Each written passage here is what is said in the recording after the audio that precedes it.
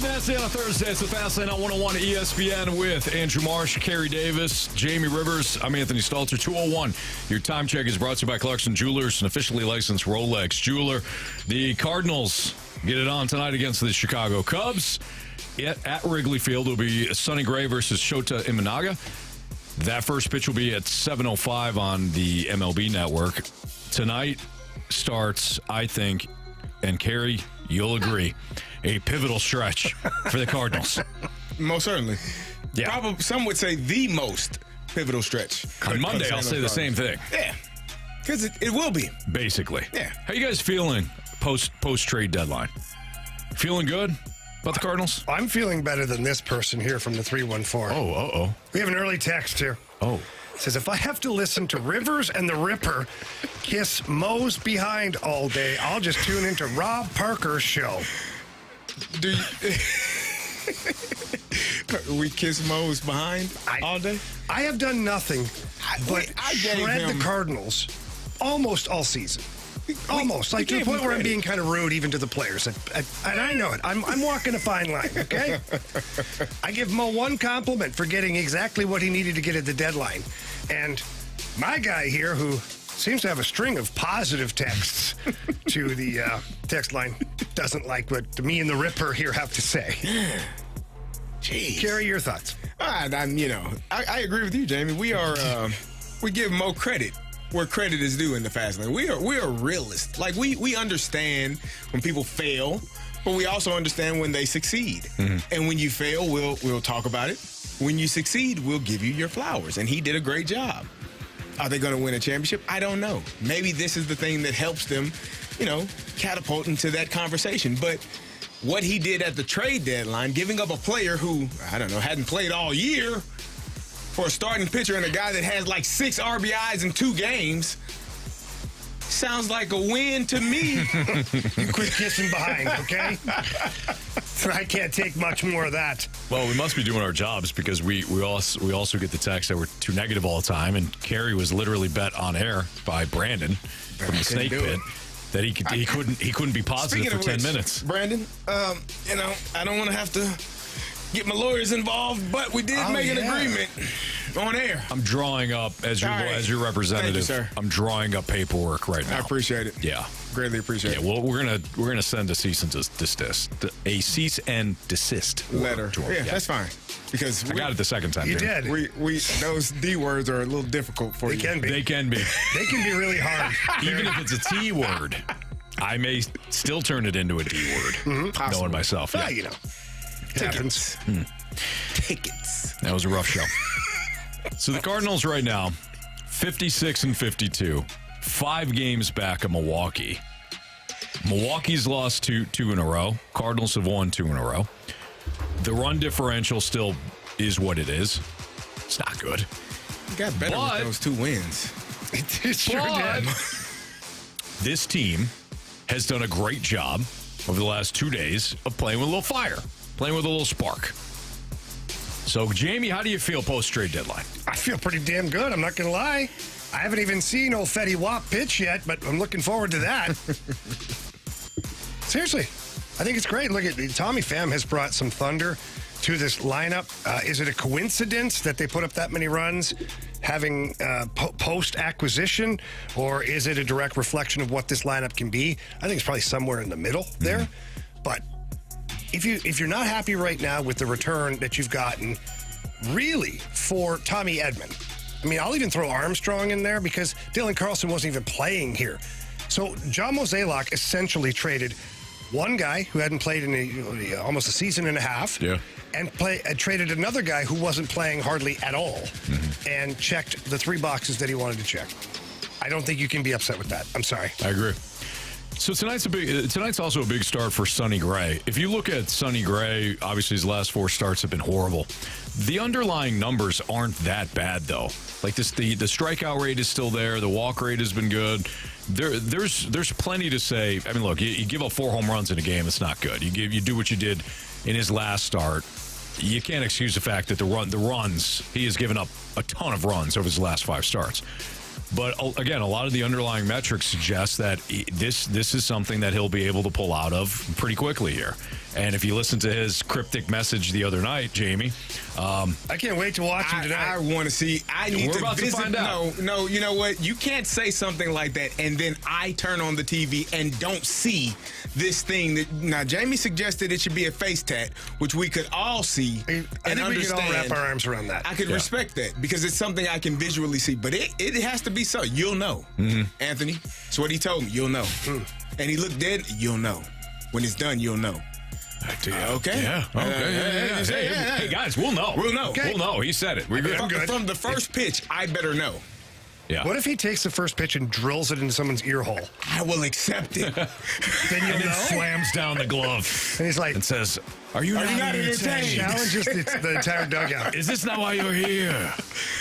I will accept that. I'd be on board with that. Yeah. I'm fine with that. Yeah, so- Heck, we got Tommy Pham. Now we're good. Yeah, I think from a toughness standpoint, you're solid now. But this is what I was talking about before. So Sonny Gray, he's allowed a slew of runs over his last 5 starts. After 21 runs in 28 innings, his ERA has climbed from 2.81 to 3.79. Even with those runs, though, again, the underlying numbers are pretty strong. He's at a 27.8 strikeout rate with a 4% walk rate over those 5 starts, excuse me, which still leaves him as the, top guy for the Cardinals. Save for Eric Fetty, because we're about to watch him on Friday. But ball's being put into play a lot, and the ball's unfortunately left the yard for him. Keeps the ball in the yard, keeps the ball on the ground. I think the ERA is going to be fine, and the runs are going to be curtailed. And I think it starts tonight. Offensively, the Cubs are starting to heat up a little bit, but they got to Nick Lodolo yesterday of Cincinnati, but Lodolo, it was awful in his last 5-6 starts. And I mean, like, the underlying numbers were bad too, not just he was giving up a lot of runs. So the Cubs kind of had the hit parade going on yesterday. But I think this is a get-right game for Sonny Gray. It'll also be interesting to see if this offense, which has scored 18 runs over the last 2 days, can do the same damage or similar damage, or, hell, just get 5 runs against this Cubs pitching staff led by Shota Imanaga tonight. So I think the offense, Jamie, I thought you brought up a good point yesterday, saying that the reason, one of the main reasons why Michael McGreevy stayed in that game yesterday was because the Cardinals poured it on offensively. He had a 7-run lead to work with. It's a lot of margin for error. He could pound the strike zone, not worry about getting cute. And they stuck with him. To Ollie Marmol's credit and to Michael Greavy's, what he earned, they were able to stick with him. But you score 7 runs and then eventually 10, your offense came alive. Ryan, I knew this was coming. Ryan says, but Gray hasn't been great in his last 5 or 6 starts. My point was, Lodolo's underlying metrics were horrible. Gray's are not. Strikeout rate, walk rate, things like that. So there you have it. So you guys are feeling good. I feel. Definitely. Yeah. I don't see a reason not to yet. Okay. Why'd you have to say yet? Well, because what if Fetty comes in and he starts pitching underhand like he did for the Nationals? Then we got a problem. Well, Henry Rowan Then all of a Gardner sudden did we're it. going to have Lance Lynn come off the IL. Wink, wink. No, we're okay. McGreevy pitched great yesterday. Hall of Famer already. Palante, Carey? I mean, you said it. I didn't. Palante has been doing a great job. Might be your best starter thus far, the last 5 outings. Those 2 together, what more do you need? It's 2 guaranteed wins. The starting rotation, maybe. as is right now with Lance Lynn on the IL, granted, Gray's got to bounce back. It's been pretty good. I don't know what the hell you're going to get out of Miles Michaelis. I can make a case that Sonny Gray, despite the fact that he's given up a ton of runs over his last 5 starts, he's about to have a rebound here. There's metrics to suggest that. Miles Michaelis is, to me, the one that doesn't make any damn sense. Like, some starts are really good. Some starts are horrendous. Like, the man's never seen a pitching mound before. But overall, the pitching staff, I think, is pretty solid. I got Marsh on that one. We did. You got him good there. Message from Nick from the Snake Pit. Palante is still terrible. That's Nick, interesting. How much have you been drinking? Come on. I don't feel that way. How is he terrible? His numbers will last, 5 or 6 starts are best of the entire rotation. They'd be even better, too, if Jamie didn't jinx him that one night. They would be That much one better. day. It was his fault. I almost got McGreevy yesterday, You too. did? You tried. Gave up a run, I didn't probably really wouldn't try have. yesterday. Yeah. I was actually really happy for him, and then I realized as I was talking I should just shut up. Anthony tried taking him out of the game. He did, twice. Yeah. McGreevy? Yeah. Shame on you. Yeah, it wasn't. I was going off of previous history with the Cardinals. Which is very fair. Yeah. Palante, by the way, 4.04 ERA. FIP is 3.84. His strikeout rate, well, it's 7.07, isn't anything to write He's home not about. a strikeout guy. His strikeout rate is still higher per nine. K per nine rate is still high, the highest it's been in his career. So Andre Palante has figured some things out. And the walk rate at 3.32 is the lowest he has had in 3 seasons. Well, he figured out how to throw a bullpen, Anthony. He figured out how to. Kyle Gibson showed the man how to throw a bullpen. He's been great ever since. There are some updates here from John Denton. 7 minutes ago, he tweeted, X'd out, that the Cards announced that they have activated right-handed pitcher Eric Fetty and right-handed pitcher Sean Armstrong. Meanwhile, right-handed pitcher Michael McGreevy and Ryan Lotus have been optioned to AAA at Memphis. Told you. Told you. It would have been nice to see Michael McGreevy get another start. I don't see how it was going to happen. He will get another start, though. He will. I mean, like, stay in this rotation. Yeah. That wasn't going to happen. Just doesn't seem right, does it, Marcia? No. Yep, I agree. No. Hey, It was a spot start. you did a fantastic job. Get out We'll of see you here. in Memphis. Hop on that shuttle. Well, they're not going to keep. Look, you No, got- it makes, yeah. You had to make roster moves. You get it. 100%. I get it. You're fighting for the kid. I just don't like it. All right. It's Fastlane on 101 ESPN. Adam Wainwright told a story on Tommy Pham that you're not going to want to miss. It's next on 101 ESPN.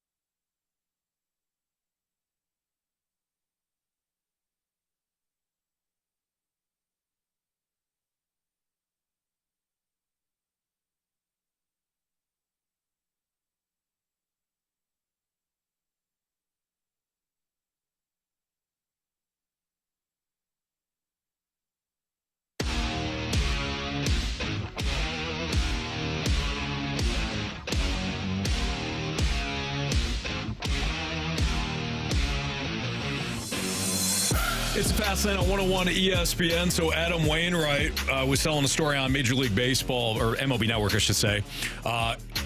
Opening drive, excuse me. He was on the opening drive. So Adam Wainwright was telling a story on the opening drive right here on 101 ESPN about Tommy Pham. Listen to this story. This one caught all of our attention. He stands up in front of everybody. Everybody's kind of sitting on their stool in front of their locker, sulking, trying to figure out what in the world's happening. Tommy Pham goes around the room pointing at people with 2-3 months in the big leagues, pointing at you. You don't work hard enough. You show up too late. You play too many video games. You aren't playing hard enough on the field. You got all this talent. I mean, and I'm talking about pointing at people. A couple of young guys look up at me like, are you going to stop this guy? And I look over at Yachty, and I thought, you know what? He's right. And I look over at Yachty, and everything that he was saying about every single person was right. And now it may not have came from the vessel that we thought it was, or maybe even should have came from. But I looked over at Yachty. I shrugged. Yachty looked at me and shrugged. And I looked back at the two young guys that were looking at me like begging me to say something. And I went, he's right. I just love that guy. This dude is a winner. And that's just the plain and simple of it. He's a winner. And he is going to do what it takes to get himself ready to play. If you don't play to that standard, he's going to let you know about it. And guys that really know how to win, we love. And the guys that can't take it, that are soft, they need to go on and get that, because the Tommy Pham ain't going to put up with it. And I love that about him. First of all, great story. I love that Adam Wainwright shared it with the opening drive on these airwaves. It is interesting then why Tommy Pham has bounced around as much as he has, but perhaps it's because of what Waino just said. Some people can't handle it. They can't handle somebody pushing them constantly or flat out just telling them how it is. The truth. Mm-hmm. You're not working hard enough. You're not working hard enough. And you better back it up, too. And Tommy Pham has carved out a nice career for himself. Well, and also Adam Wainwright in that story, he can't play the whole thing. It was a very unbelievable story, but we had to chop it up for our purposes here. But he also said that Tommy Pham is a guy that backs up what he's saying. He's like, He's the first guy at the field. He's working extra. He's in the weight room. He's shagging balls. He's doing like everything. So he's like, you can't look over and be like, oh, what about you? Right. And that guy's already doing it. Yeah, great point. No, I think for me, first of all, for a young player to stand up and have the gumption to speak to, players like that in the clubhouse says a lot about him. It also says a lot about the players in that clubhouse. Like, I often say, the best teams are the teams that hold each other accountable. Like, if you are a teammate of mine and you're not reaching your full potential, we're not going to be the best version of ourselves. If everyone sees that you have all this potential, but you don't work hard, you're not just letting yourself down, you're letting the team down. So it's on a person that is in leadership, and that leadership does not have to be a veteran. It does not have to be a guy that is a Hall of Fame, a future Hall of Famer, 8, 9, 10 times All-Star. It could be a guy that sees what everyone else is seeing and says, hey, you got to be better. We need you to be the best version of yourself so we can be the best version of ourselves. Yeah. And for him to stand up and say that, it speaks volumes, because a lot of guys don't have, the guts to do that, to call out someone else. Because what happens is people start looking at you now. Oh, yeah. Well, what do you do? And if you aren't doing everything you're supposed to, if you're calling me out, but you're not doing some of the things that you're saying, then who the hell are you talking to? So for you to be able to be that person that goes around that locker room, around that clubhouse, and starts to say, hey, you don't do this, you're not doing this well enough, you have to make sure you're doing everything the right way so no one can, point back at you and say, well, we need that from you as well. Yeah. So a couple other things here for me, anyways, is the first thing is, Tommy Pham has bounced around, but we always assume it's because the teams are moving on. What if Tommy Pham is one of the guys that said, I can't play for this team, to his agent? Maybe. Like, there are times where guys just get sick of certain organizations. Mm-hmm. I'm not saying it's the case here, but I'm also not saying it's not the case here. Yeah. To further the discussion, and I said this earlier, if you've got a rookie, a young player like that, like Wendell said, steps up and undresses the room, basically, as a rookie, you better believe that with the resume that Tommy Pham has now playing Major League Baseball, even though he's the quote-unquote new guy to the team, he will bring that out again. If this team is not playing hard the way they need to be, or not competing every night, or not practicing the right way, or doing the right things, it will not take much for Tommy Pham to repeat that scenario because not only does he have that in him, but now he's a veteran.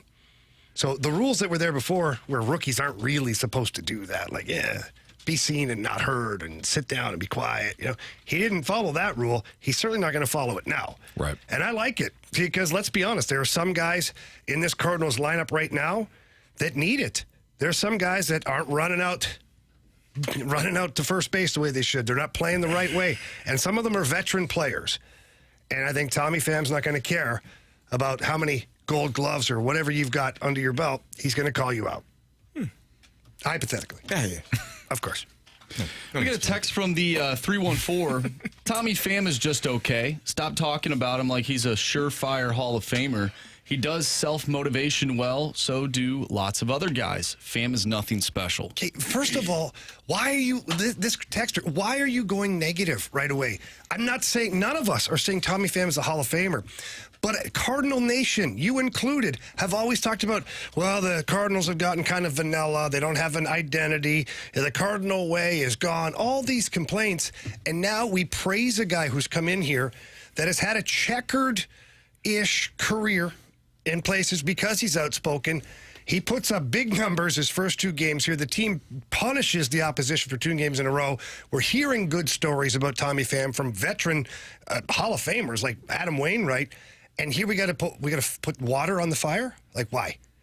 No one's saying that this guy should be anointed to be the next Hall of Famer or even a Cardinal Hall of Famer. We're saying it's a guy that's coming in here showing some passion that wants this team to win. Yeah, I think, it's awesome because, again, for a younger player to stand up and say that that's what you need. My brain shifted to why didn't the older player say it? Oh, mine too. That's initially where my brain went, like, why is Yachty and Bueno looking at each other? Yeah, but you know this, Carey. Why didn't they say it? Sometimes as veteran players, you don't become complacent, but you're so in the weeds on that day or that game or that year that you're like, because you've seen it, you've done it. And you forget that, hey, this is a spot where I should be holding this team accountable. Right. And then you get a young guy and you go, okay, let him cook. Yeah. It does happen. It does. There's different ways to do it, too. I mean, Adam Wainwright may not do it in the manner that Tommy Pham would do it. So you can have it. You can have both ways. You could say, if you're Adam Wainwright and maybe you're the one that puts your arm around somebody and says, hey, we're going to get through this. You're a great player, whatever, and he's lifting them up. There are other guys, such as Tommy Pham, that says, hey, you're not doing X, Y, and Z. So I think there are different forms of leadership, especially within one clubhouse. Totally agree. What do you got, Marsh? I'm just laughing at our text line, trying to hold this texter accountable. Well, I think that, and I heard BK and T-Bone were talking about this too, where they were talking about Michael McGreevy, and somebody texted in and said, you guys are, it's one start. You guys are overhyping it. Okay. Like, we can also go on and on and on about a bad start too. Yeah. So you don't have to, sometimes you don't have to just temper your opinion in that moment. Sometimes it's okay to celebrate the moment. Mm-hmm. I don't think anybody's celebrating Michael McGreevy as the next Cy Young winner. It's okay to celebrate the moment. It's his first game. It was a big game. He pitched great. Let's talk about the positives. Yep. If he can do it again and again and again, great. He's going to have a fantastic career, make a whole bunch of money. But if he can't, at least he'll have that one moment that we celebrated for a day. There you go. Right? Right. All right, it's Fastlane on 101 ESPN. We got What's Trending coming up next.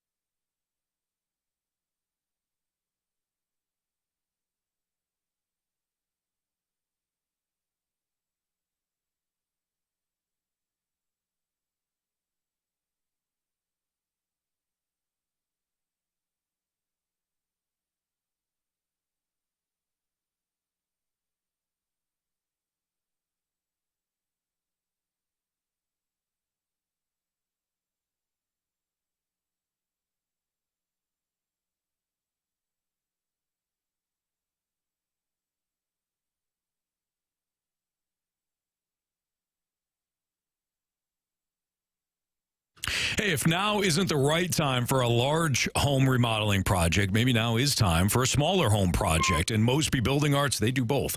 They could take on big projects like redoing your entire basement or, kitchen remodel. Maybe it's a master bathroom. Or some other smaller remodeling projects to consider. How about a new fireplace update? You could get a new front, new stonework or woodwork. They got built-ins around the fireplace that they can install. Laundry room updates, organization, shelving, wallpaper, maybe storage. I mean, I think of the laundry room being a remodeling project, but when it comes to Mosby Building Arts, there is no project that's too small. They look, minor changes can lead to major rewards, and Mosby Building Arts, they know this. So whether it is something outdoors like a new patio or something inside like brand new doors, Mosby Building Arts should be your first call. 314-909-1800. You can also visit them at callmosby.com. Work with the best in the business, the people that are going to do it right the first time. Have your own team, redesign the look and feel of your home, all with any project, big or small. Mosby Building Arts, the right remodeling company.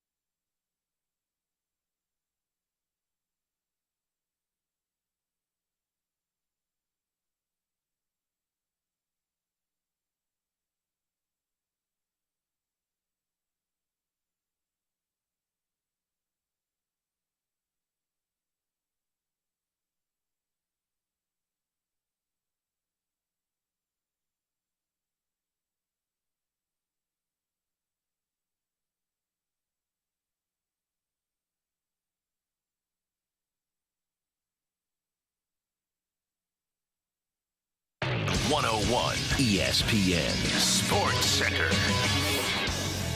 I'm Andrew Marsh. It's time for a Sports Center update driven by Johnny Londoff Chevrolet and Johnny Londoff Autoplex. The Cardinals are a game and a half back of that final wild card spot heading into this next series against the Chicago Cubs.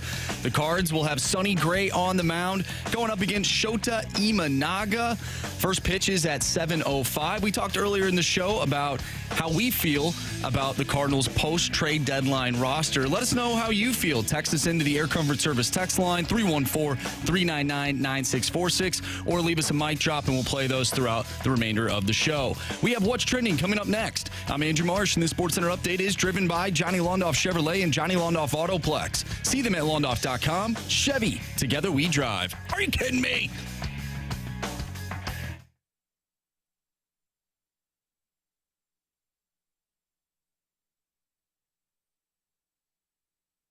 It's time Time to find out what's going on in the sports world with What's Trending Now. Brought to you by Goodwill. Donate a car and get tickets to the St. Louis Cardinals.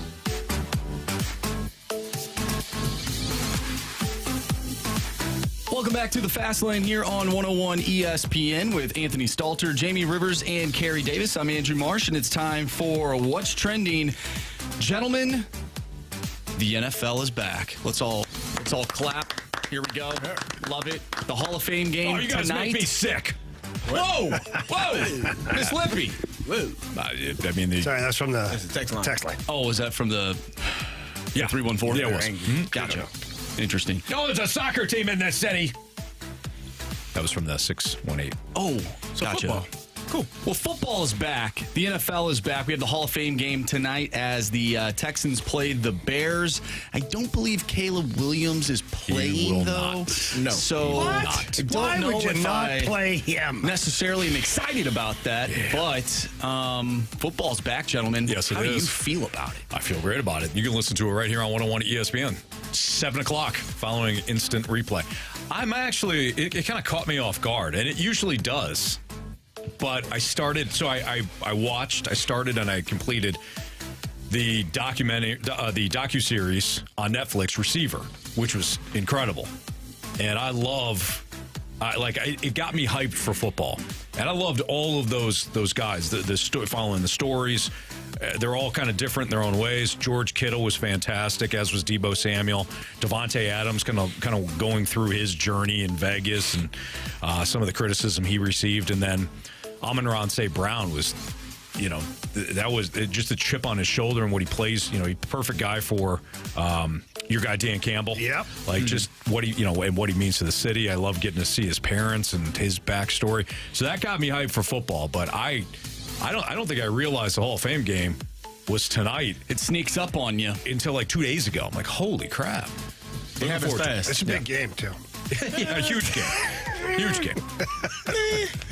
You watching the game, Carey? I have practice for my son's team today, so once we get done with that, I definitely will be watching it. The Hall of Fame game is a really cool thing. We were able to play in it in 2007 against the Saints, but to see all of the Hall of Famers there, like that year, I think Thurman Thomas went in, and so it's really cool to see players. Michael Irvin, I believe, was there. Was that his year as well? I believe so. It's cool to see people you watched growing up play the game and to see them, their weekend being inducted and they're on the field. And it's just a really cool experience to take part in. So this year's 2024 Hall of Fame class, Dwight Freeney, Devin Hester, Andre Johnson, Julius Peppers, Patrick Willis. Those are main players. It's crazy to think about those players because those are the ones I remember watching their careers from start to finish. And then it didn't used to be that way. Yeah. I caught the back half of his career. Or I caught the very end. Or I didn't have the pleasure of watching this player. Now, I remember when Freeney was drafted. I remember when Hester was drafted. I remember when Andre Johnson, all these guys. Yeah. Julius Peppers. Freaks. When Patrick Willis retired, you're like, wow, he's still got plenty of game left for him. Those guys were spectacular. Dwight Freeney, I was in Indianapolis as a rookie, and I just remember my first time attempting to block him. And in practice, he was famous for his spin move, right? And so we had a block where the line slides one way and you're supposed to block the defensive end. Normally you try to cut them, but in practice you don't cut your own teammates. So you got to block them, you got to stay up. And I went to do my job and whiffed. And I've never just completely missed a person. He's a human being. He was the quickest man for a defensive lineman that I have ever seen in my life. And I'm a rookie and I'm embarrassed. And I go back to the coach on the sideline waiting to get my next rep. And he's laughing. Coach Gene Huey is laughing his butt off. He's hysterically. I'm like, Coach, what did I do wrong? He says, son, nobody blocks him. Don't worry about it. He does that to everybody. Don't worry about it. Wrong, Coach? Nothing you can do. Cut him. It's Dwight Freeney. You got to cut him. You got to slow him down. That's the only way. I feel like that's really good, though, for your development to have other players on your team who are great at what they do because it makes you a better player.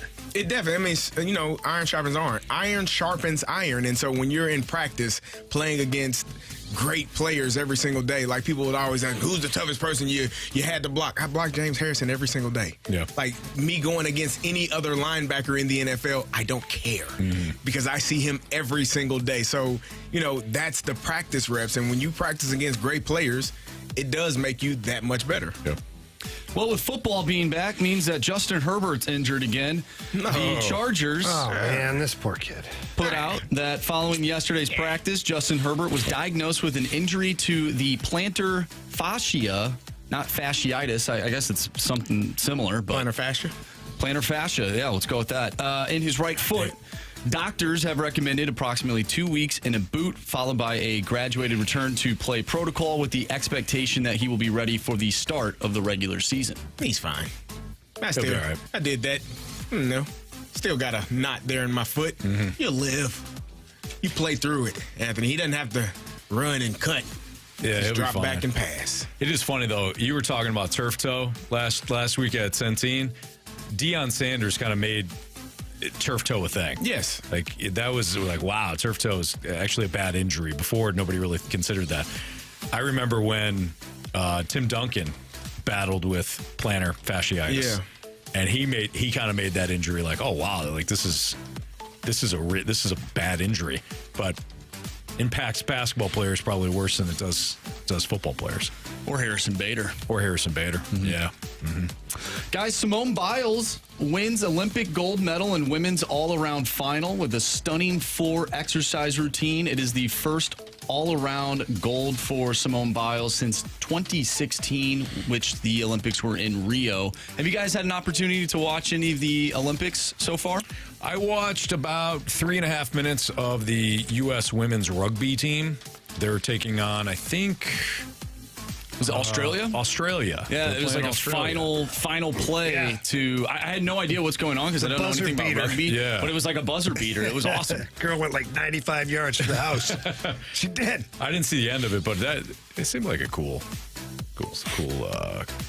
event. But no, I haven't seen anything else. Really? Yeah. I've watched a few things. It's been fun. I like watching the high end, big names in swimming.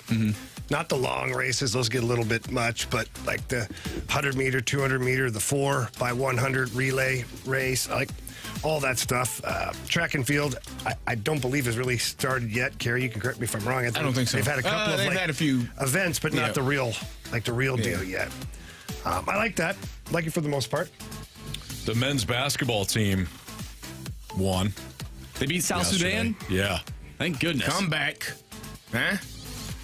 Come back from what they had. What Don't happened? call it a comeback. Yeah, they've been here for years, huh? They win by like 17 or something. I think so. Yeah. Shouldn't they just be smoking these teams? Yes. They are not. Well, no. Why wouldn't they be smoking these They teams? aren't the 92 Dream Team. Oh, my socks fell out of my bag. How did you know they were mine? Welcome to the show, Thank John you. Kielski. John. I put them on. Appreciate it. If they would have fit, he would have kept them. It's very nice of you to do Carey's laundry. Thank you very I much. appreciate it. We do everything around You here. guys. John, I've been here a while. I don't think you ever did my Yeah. laundry. I got a few items in that bag there. That makes sense. Appreciate it. That's definitely. That's the big boss, John Kielski. Yeah, I mean, he can walk in here anytime he can walk wants. in quite here honestly. anytime he wants. Whatever's Yeah, going on. absolutely. Yeah, no, they aren't the 92 Dream Team. They aren't going to beat, teams by 40 or 50. And the play around the world has gotten better since 1992. The players that they're playing are better. So, What? come on. What do you want from them? Huh? I want them to crush, win? to crush these 17 points is not enough. countries in basketball. 17 points is not enough for you? Carey, I'm asking. I know we'll never have men's soccer. I know that. Like Why we can't. not? We just it won't happen.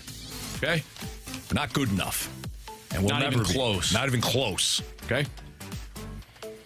But what we should have is basketball. Them just crushing everybody. You know they have 3-on-3 basketball, I do know that. Yeah, but so- no NBA players. no.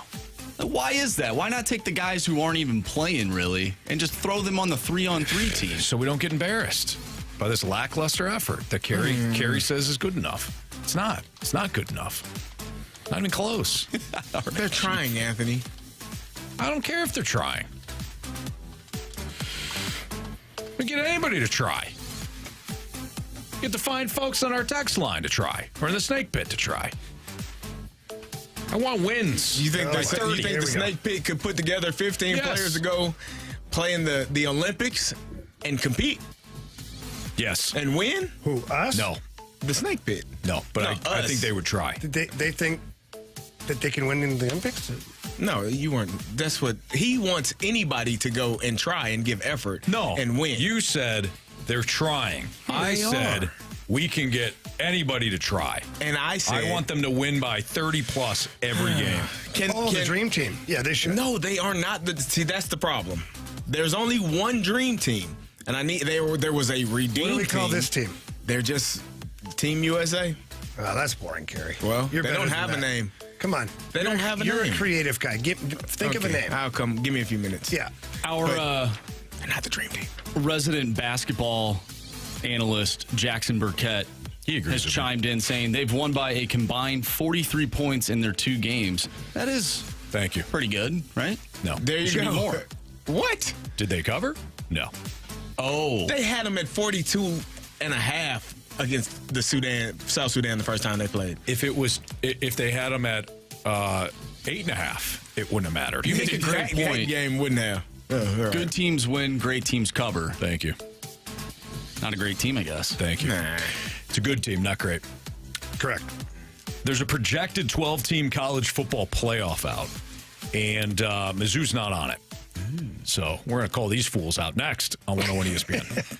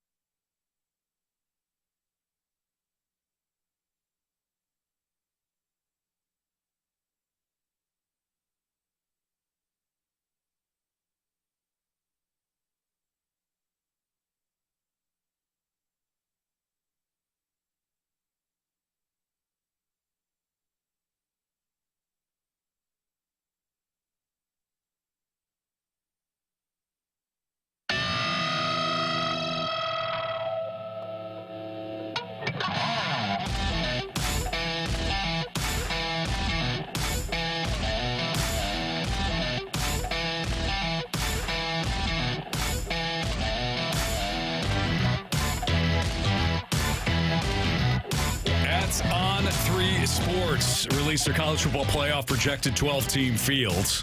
And Mizzou is not a part of that 12-team fields. Carey Davis, Andrew Marsh, Jamie Rivers, I'm Anthony Stalter. Here is On 3's projected 12-team playoff fields. Do you guys want it? Well, Can we play the game? What game you want to play? Guess? Sure. Has everybody seen the list? I have not. I have not either. All right, who's number one? Georgia. Yes. Yes, Carey. Good job. We'll go one for because that should be easy, right? So Georgia won. It's a lot of teams. Still, you know what? You earned it, Jamie. You earned it. Nice job. All right, I might actually write these down. He's gonna. I I'll thought say the same team I twice. thought you were gonna say I'm gonna stop now since I got the first. Yeah, one. I got that one, Carey. The rest is yours. Which team is ranked second behind Georgia? We got to go in order. Good grief. Yeah, you got to go. We're playing the game. What if we just name off teams? That's what I was thinking. It's probably faster that way. Yeah. And you can tell us where they're ranked. Yeah, sure, no problem. Why don't you go ahead and just name the teams off? Texas. Yes, they're number 8. How about Alabama? This is fun. Oregon. Oh, What did you say, Alabama? Alabama's 10. Oregon is 2. Oregon is 2. there we go. I've seen the list already. Let's say Who's Michigan 10? should Alabama? be. Alabama's 10. Where's Michigan? Well, don't ask him. We're supposed to guess. Michigan. No. Ooh. Okay. Okay. Ohio State. Ohio State. Ohio State 6. is 6. I knew that. I What don't know how. about LSU? LSU, no. Oh, really? Yeah. So we're missing. So we're so Florida State? Yeah, I would say 7. ACC Okay. team. I don't think Clemson would be on there. What Big 12? So you got UGA at 1, Oregon at 2, FSU Penn 7. State? You said Texas at 8. Penn State. Penn State, no. What? Ohio State, yet it's 6. Remember, all the Big Four conferences get the automatic, automatic bid, bid. Right. an Bama automatic 10. bid. So you do need a Big 12 team. That's why I'm trying to think who in the Big 12. I don't think Colorado. I don't know. Not Colorado. No, I won't do it. Who am I missing? I'm drawing a blank. Where's Kansas? Kansas is no. not. Come on, Kansas. What did Kansas end up last year? That's basketball. Kansas Kansas had a really decent had a year. good season. But for Kansas, I mean, we're not talking about playoffs. Basketball. The shift, the shift has thrown me off so much. With Okay, okay. Can I give you a hint? Do you want me to say? Utah. Yeah, Utah. Utah's 4. There you go. I was about to say, Marsh. We're about to couldn't give think out of- some hints. I was here. going to say Anthony's Notre favorite Dame. head coach. Notre Dame. is 9. How many teams do we have so far? You're missing. I'll tell you how many you're missing. 1, 2, 3, 4. You're missing 4. Ole Miss. Ole Miss is another one. Yes, they're at 5. Okay, it's another SEC team that we're. Oklahoma. Are they on No. there? Big 12. Arizona I State? think you're done with Big 12.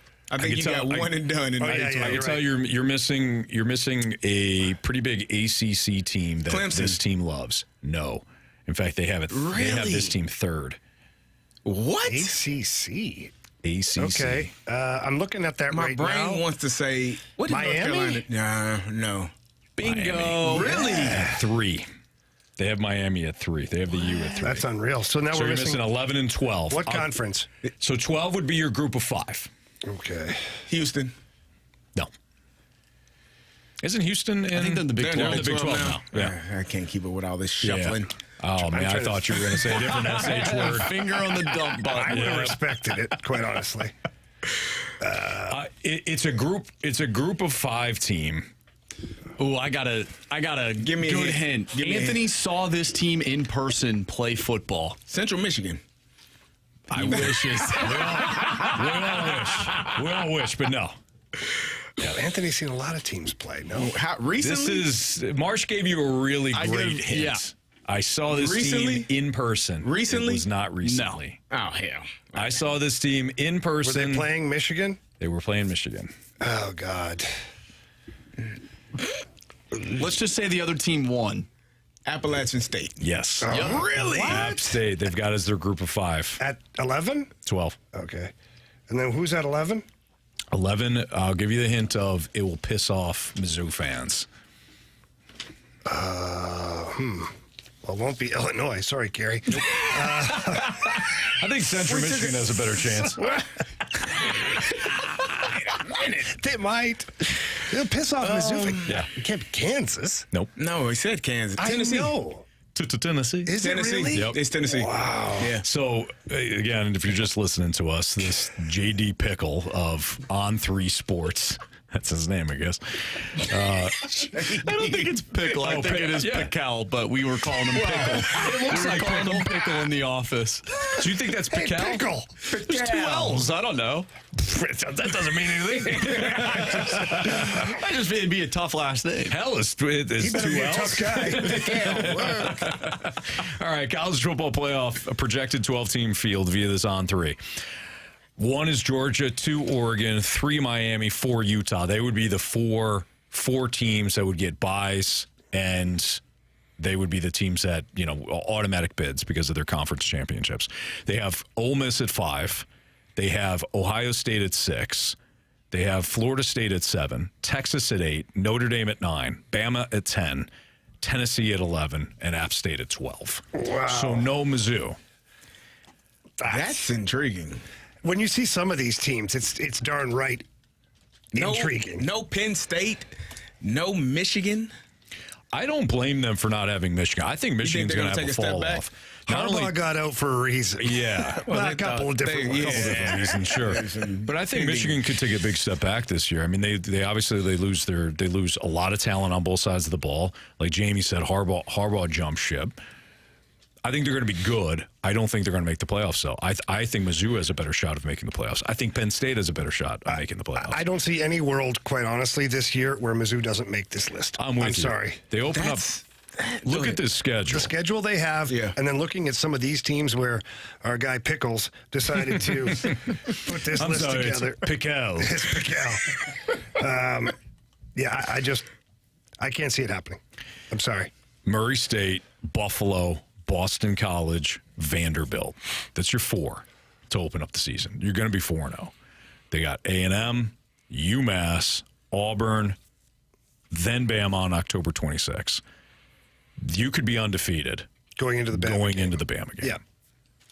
And then you've got Bama, Oklahoma, South Carolina, Mississippi State, and Arkansas. It gets a little more difficult there at the back. I think that 3-game stretch, I know Auburn probably isn't what Auburn has been, but that 3-game stretch with Auburn, Alabama, and Oklahoma, that's going to be a critical, because what you end up doing is you're playing Auburn, but you're looking ahead to Alabama, right? And you're focusing on, and then Auburn may punch you in the mouth.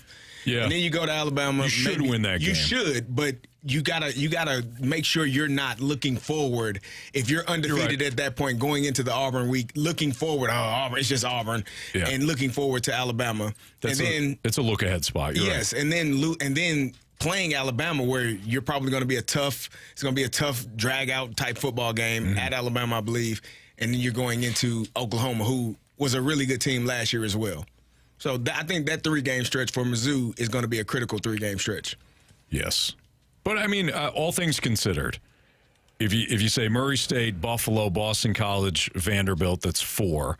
I think they should beat Texas A&M. That would be 5. It's at College Station. I'm not writing that game off as a loss, but you should. You're a better program right now than Texas A&M, but it's a coin flip game because it's at College Station. But if you do win at that one, you get to 5. UMass is 6. Auburn 7.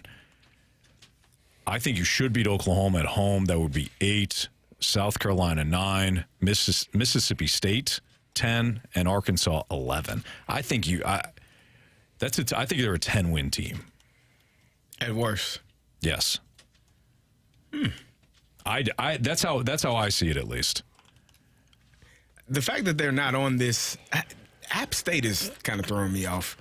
You would think, and the fact that there is only 2 Big Ten teams on this list, like, again, Michigan national champs from last year. We'll see what they look like going into this year. Obviously, new quarterback, new head coach.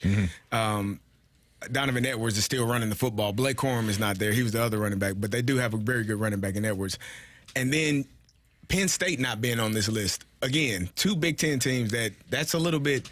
That's a little bit confusing for me. And then also, I don't know what USC is going to do. Obviously, they don't play defense very well, but offensively, they play that extremely well. That matchup versus the Big Ten, how that style translates, with them going into a new conference. I think that's going to be interesting as well. So Yeah. that's 3 teams from the Big Ten that I would keep an eye on, and obviously Mizzou. But this list is I want to take a screenshot of this and see what it looks like towards the end of the season. Maybe they got something. I don't know. You don't know the team I think is interesting in the ACC is SMU. I think SMU can make some noise this year too. They got a really good offense. I think it's going to be one of the most fun college football seasons that we've had in quite a while. It should be. Because last year, Jamie, I think you brought up this point recently.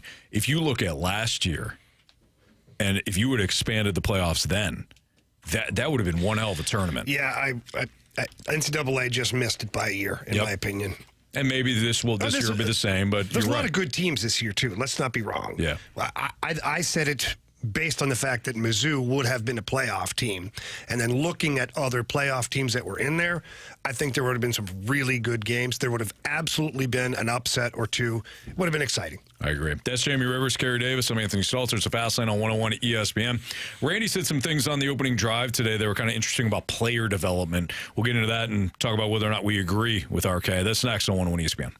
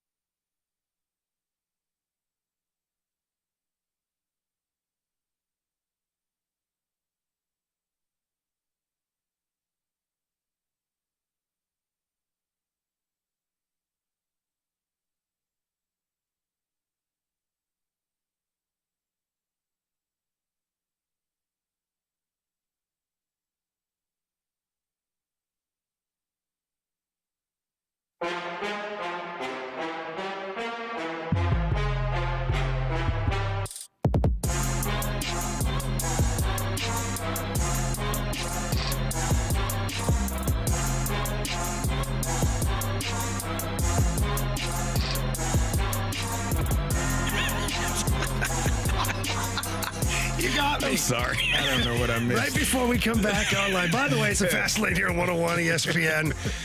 Anthony Stalter said something that I missed I it. can repeat it. It just the context would be weird. Yeah. Is we were talking about a touchy subject to maybe discuss for the show, all this stuff. And Anthony goes, "Hey, man." We're having a serious conversation about it. He goes, "Hey, man, that'd be really good for tomorrow." I paused and waited, and then it hit me. He's not going to be here tomorrow. By the way, if you're just doing it, Anthony Stalter will not be here tomorrow. No. So I paused. I was like, then it hit me. Kids are going back to school in a couple of weeks, so Chris and I are taking the kids out for a little trip. Are you going down to Bermuda again? Yeah, we're going to go down to no, not one bit. No? No. I thought that's where you're Branson, going. though. Branson. Yeah. It started with a B. Yeah. My bad. It's different, Yeah. but similar. Not even close. No. No. Yeah, Branson, so we're Bahamas. we're gonna be gone all week. All right, it's a fast lane on 101 ESPN 305. Come on, pretty mama. 305. Your time check is brought to you by Clarkson Jewelers, an officially licensed Rolex jeweler with Andrew Marsh, Carey Davis, Jamie Rivers, Anthony Stalter. Our guy Randy Carricker was talking earlier today about the development of some of these young players for the Cardinals, and RK with some interesting thoughts about how the Cardinals should just allow some of these players just to be themselves. He'll continue that conversation. He'll provide some context. Here's Randy. Let them be themselves. Remember last year when Zach Thompson got hot? He said, I'm copying what Clayton Kershaw did, and he had a great stretch run. And then the Cardinals tried to change his approach. Same thing with Jordan Walker. He hits the ball. I think he had the hardest hit Cardinal ball last year, like 114 miles an hour. That's something what like it was. that. And they want him to change his swing, and they want him to change his approach. Now, changing approach is one thing, but changing swing is another altogether. They want more loft. That experiment, it should be over. And we should note here, by the way, that if we go back to Harrison Bader and Colton Wong and Dylan Carlson, and there are several other Cardinal prospects over the years, they either told us off the record or we heard that too many voices in their ears causes problems, and too many different approaches causes problems. For example, too many different approaches being, okay, we're going to send you down. We want you to change your approach. We want you to change your swing and change your approach to pitches, and then you don't produce after you make the change, and they say, well, now you need to produce for a long time. I think that the Cardinals need to concern themselves, and I think this is a major issue with the organization, with production rather than process. And I have no problem with them saying he's got to be able to produce like he did when he first came up last year, but then don't change him and say you've got to produce with what we want you to do. It's got to be one or the other. Either it's the process or the production, but it's really difficult for a player to do both. So that really well thought out statement there by Randy. It's interesting. It's thought provoking. I keep going back to Jamie what you, for lack of better words, what you went through with the Blues. You were not a defensive defenseman. You were an offensive defenseman. Yes, that's who you were in the minors. That's who you're. Junior hockey. In junior hockey and in the juniors minors. And the minors, that's who you were. That is who you developed from. That's what they drafted. Yeah, when you were young until the Blues said, "Hey, that's not the role we need." And I understand it from their standpoint. This is not. I am not being critical of the Blues or any team. No. To get a young player and say, "We need this right now." And you're gonna fill that role. And you being a young player saying, "Great, I'll fill that role." Well, would I rather be in the NHL or still in the minors? So can we say that the Blues didn't allow you to be who you are? Yeah. Very good reason, because they needed a defensive defenseman. But essentially, were you allowed to develop into what you were supposed to be? No. So this is tough. No, I and know then it's I was hockey. never that player ever again. Right. And you got typecast. And yeah, I mean, people signed to me after that trade for me because they wanted me to fulfill a role of a defensive guy, physical player. Right. Now, I know it's not hockey. It's baseball. It's a little different. But still, the swings are different. You look at Jordan Walker, you think, this kid's going to develop some power, but we need to tweak some things. To Randy's point, maybe he's just somebody that's going to hit the ball extremely hard. The average is going to be high if you just let him be who he is, and he may never develop the power.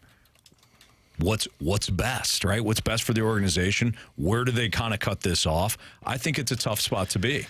Yeah, so we go back all the time now and we isolate this launch angle thing, right?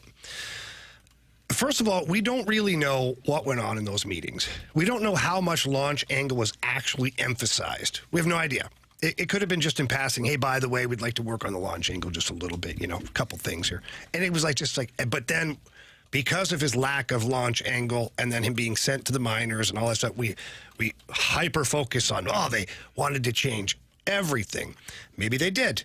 I don't know the facts. I'm not going to pretend to know what John Mozeliak or Ollie Marmol said to Jordan Walker. But you got to look at it and realize that whatever they've asked of him, they're trying to maximize his potential. And the player, if that's the case, at some point, the player has to do his own work too. Like if Jordan Walker is pounding the ball, then that would still hold true right now in Memphis. And it's been a very up and down-ish year for Jordan Walker. So I don't know if the Cardinals are sitting there continuously barking or trying to get him to change his swing. I just don't know that to be true right now. Yeah. And as far as launch angle goes, to each their own, I guess. I don't know. I let it, again, it's a little bit touchy for me because you drafted a player a certain way. Why did you draft him? Well, because he hit the hell out of a ball. Right. Great. Did you not notice that when you drafted him, that his launch angle wasn't fantastic? And if that's the case, then why did you draft him?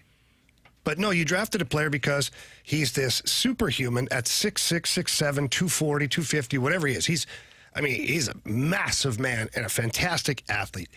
And he hits the snot out of the ball. This is why you drafted him. And I understand there's potential there too, okay? And you're thinking to yourself, okay, we can work with this guy. We can mold him a certain way.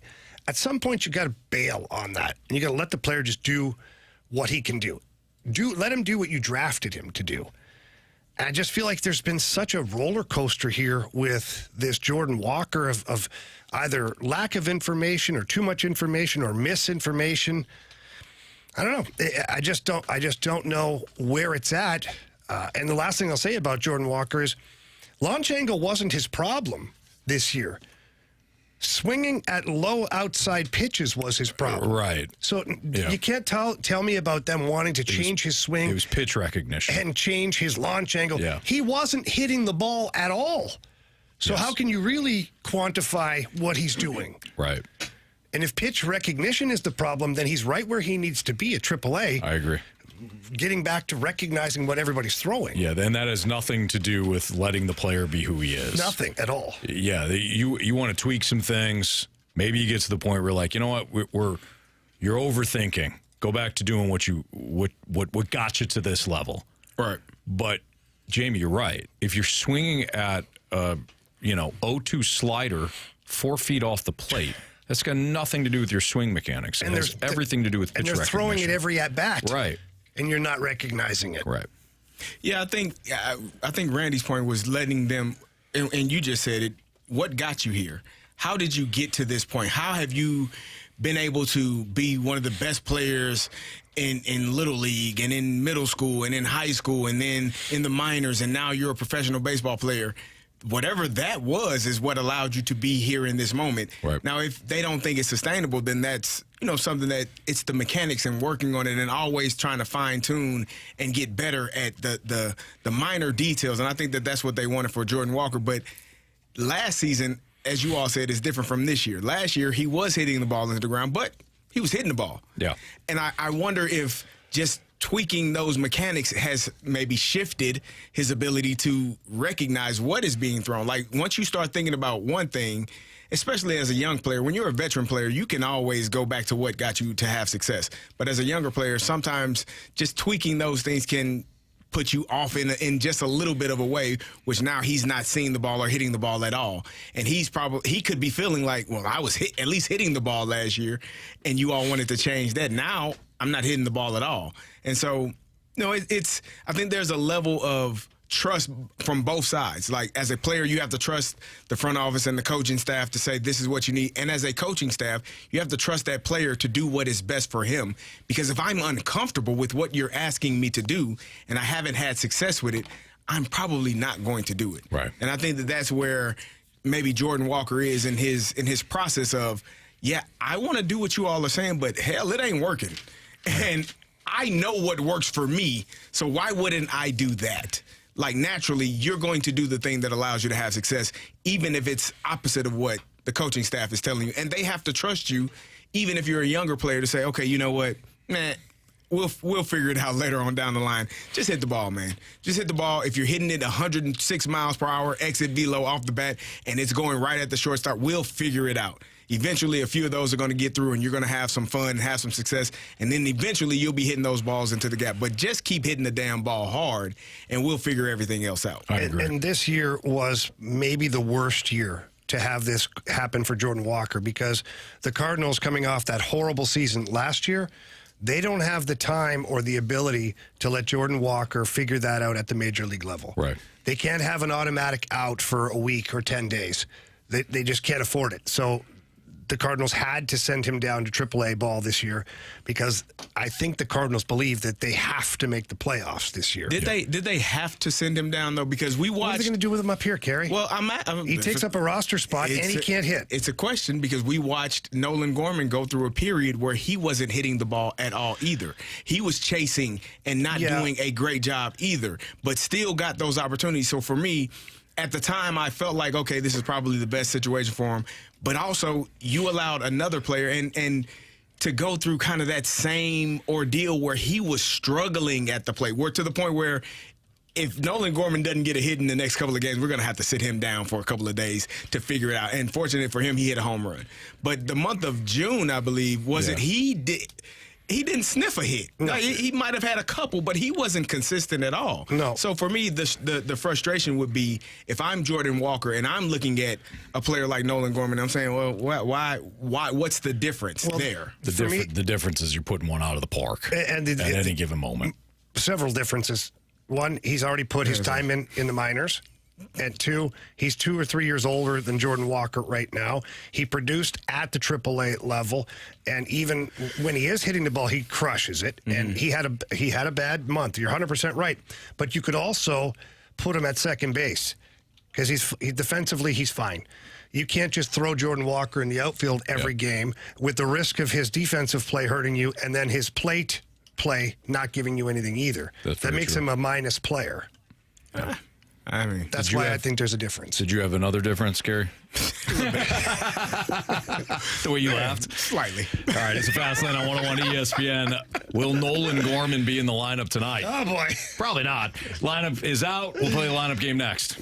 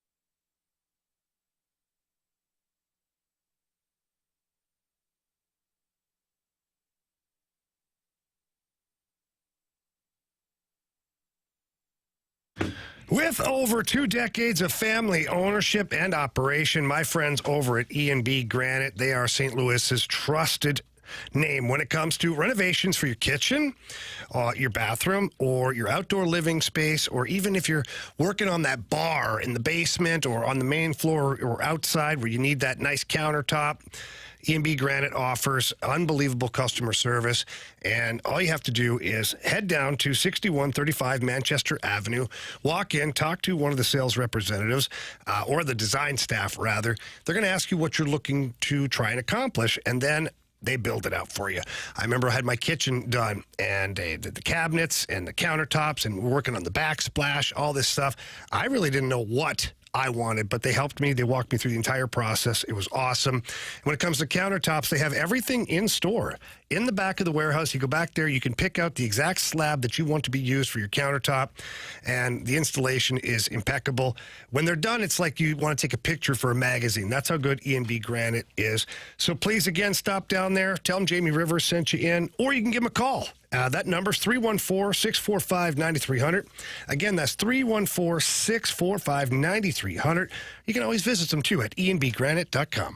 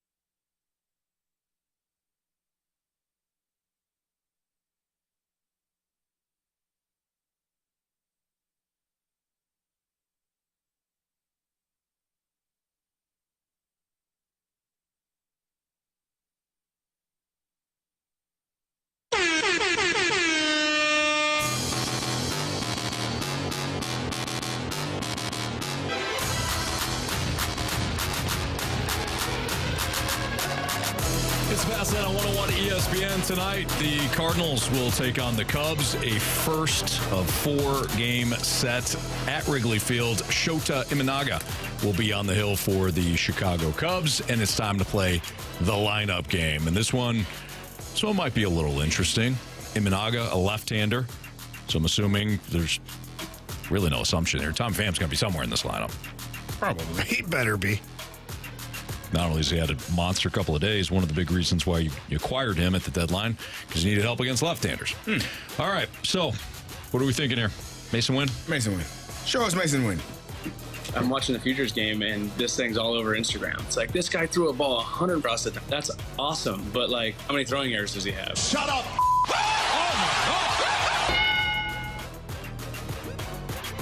This is your guy. Is lefty? It's a lefty, though.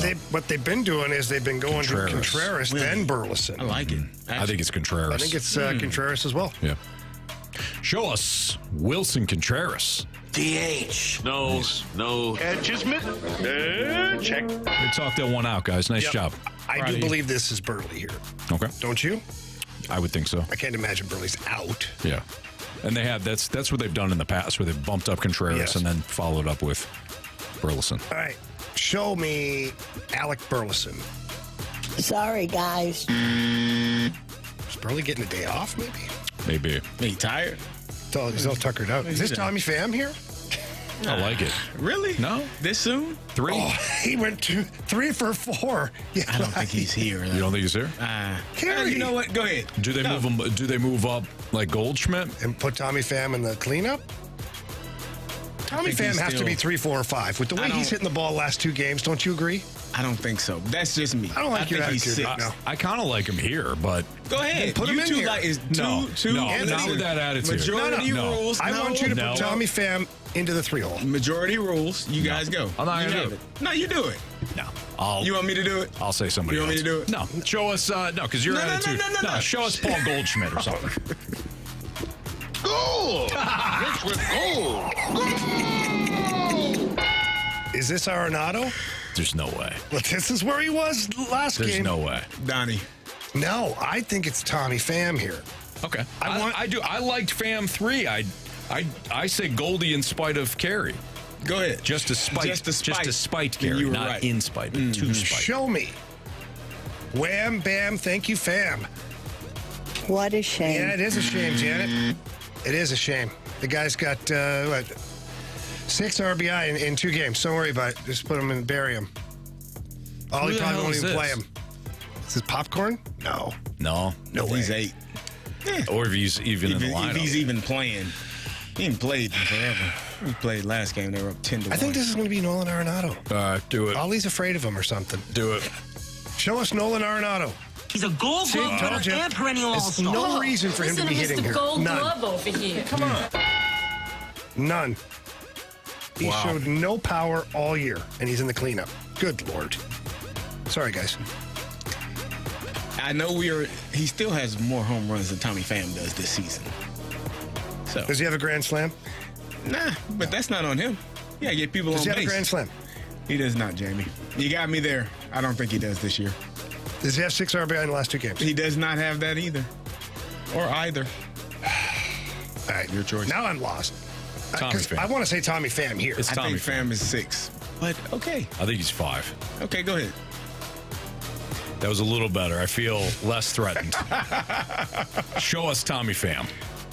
I mean, I've been in some real pain before. You know, I've been stabbed. Yeah, you have. Finally, Okay. the Pham has returned. So is Brendan Donovan playing? Well, he has to be. He's got to be, yeah. I think Second he's base? second. I think he's your second baseman, and I don't think he gets to 7. I think this is Donovan. All right. Show us Brendan Donovan. Donnie. Hey, this headband's pretty cool. Okay. So That means Gorman is probably out. Burleson, is he out? Yeah. Okay. Siani playing? Well, we need a Newt then, and we need a Siani probably. This would likely be Newt. But then lefty. Lefty.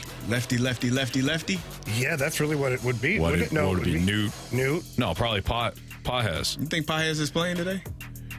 Against a You don't lefty, yeah. You don't think? I think it's Newt, Pajes, Siani, because you're going to need a center fielder. A lot of lefty bats. Newt, Paez. Okay, Burleson's the only other guy. So, yeah. Right. Go ahead. All right. Show us Lars Taylor Tatsui Newbar.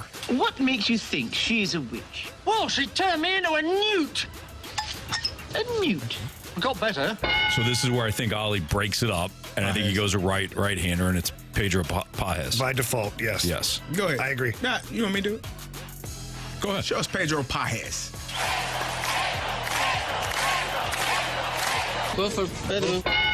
So Contreras DH, catcher, Newt in right, So it's Siani. second base, Siani.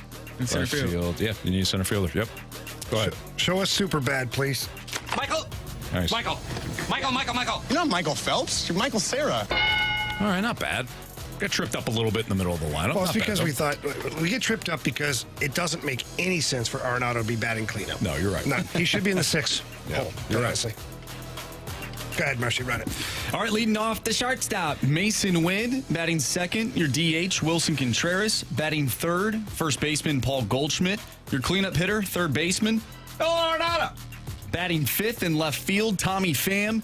Batting sixth, second baseman, Brendan Donovan. Batting seventh in right field, Lars Taylor Tatsui Newbar. Batting eighth, catching, Pedro Pajes. And batting ninth in center field, Michael Siani. Back. They fair! Go fair! I don't believe what I just saw. Home run. I don't think we should even be playing. Marsh has already got this thing locked up. Yeah, he's got it locked up. Stop I it. just thought about It something. is over. We don't have Pham on the tier list.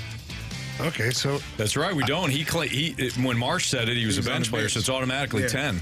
That's a good call. yeah, I think Pham's a 2. I think he's a 2, too. Yeah, I think would he's a say 2 2. run. I agree as well. Well, Marsh with the insurmountable lead right now. What he got? 24. 24 24. points. Who's 16? next? That would be Jamie with 16. Carey, I feel like everyone forgets that Mason Wynn also hit a home run in that game. So Carey gets 3 points. He's now at 11, which means Anthony is in last place with 8. 4th place, Anthony. Out of the 4. If you're fourth, you're last. Yeah, here you are. That hurts. Go ahead, Marshy. It feels good going first. I'm going to go with a guy that hit a home run, I believe, the last time he played at Wrigley Field. Indeed, he hit 2. Give me Pedro Pajes. Wow. Really? That's a 3 spot. That's right? where I was going. Mm-hmm. Yeah. All right. I can't even be fraudulent. I'm going with Tommy Pham. Okay. It's on me. Oh, sorry. Mm-hmm. Is Donnie a 3 or a 2? He's a 3. He's a 3. And Newt is a 3 or a 2? He's a 2? Newt is a 2. Yeah. Those are my 2 guys. Pedro was my guy, but clearly. Thank you, Mark. Pedro. Give me Lars Nootbaar. Give me Alec Burleson. Wow. Ooh, that's a good He's one. going to be the first one off the bench. You got to figure, right? First one off the bench. Alec Burleson. I like it. We'll deposit one into that stupid rack they got hanging over the wall there. There's nothing wrong with the net. With the rack, Or Anthony. not a net. What is Nothing it? wrong with the rack. No, Depends. that's true. Nah, Most of the time. Most of the time, no. majority of the time. Yeah. But Only that in Wrigley. one. Yeah, in Wrigley Field. That one. A Wrigley rack is not Yeah, good. no, we don't like that rack. It's Fastlane on 101 ESPN. Let's play Hot Take or Hot Garbage. 314-399-9646 is the Air Comfort Service text line. Send in your Hot Take or Hot Garbage statements. And we'll do that next on 101 ESPN.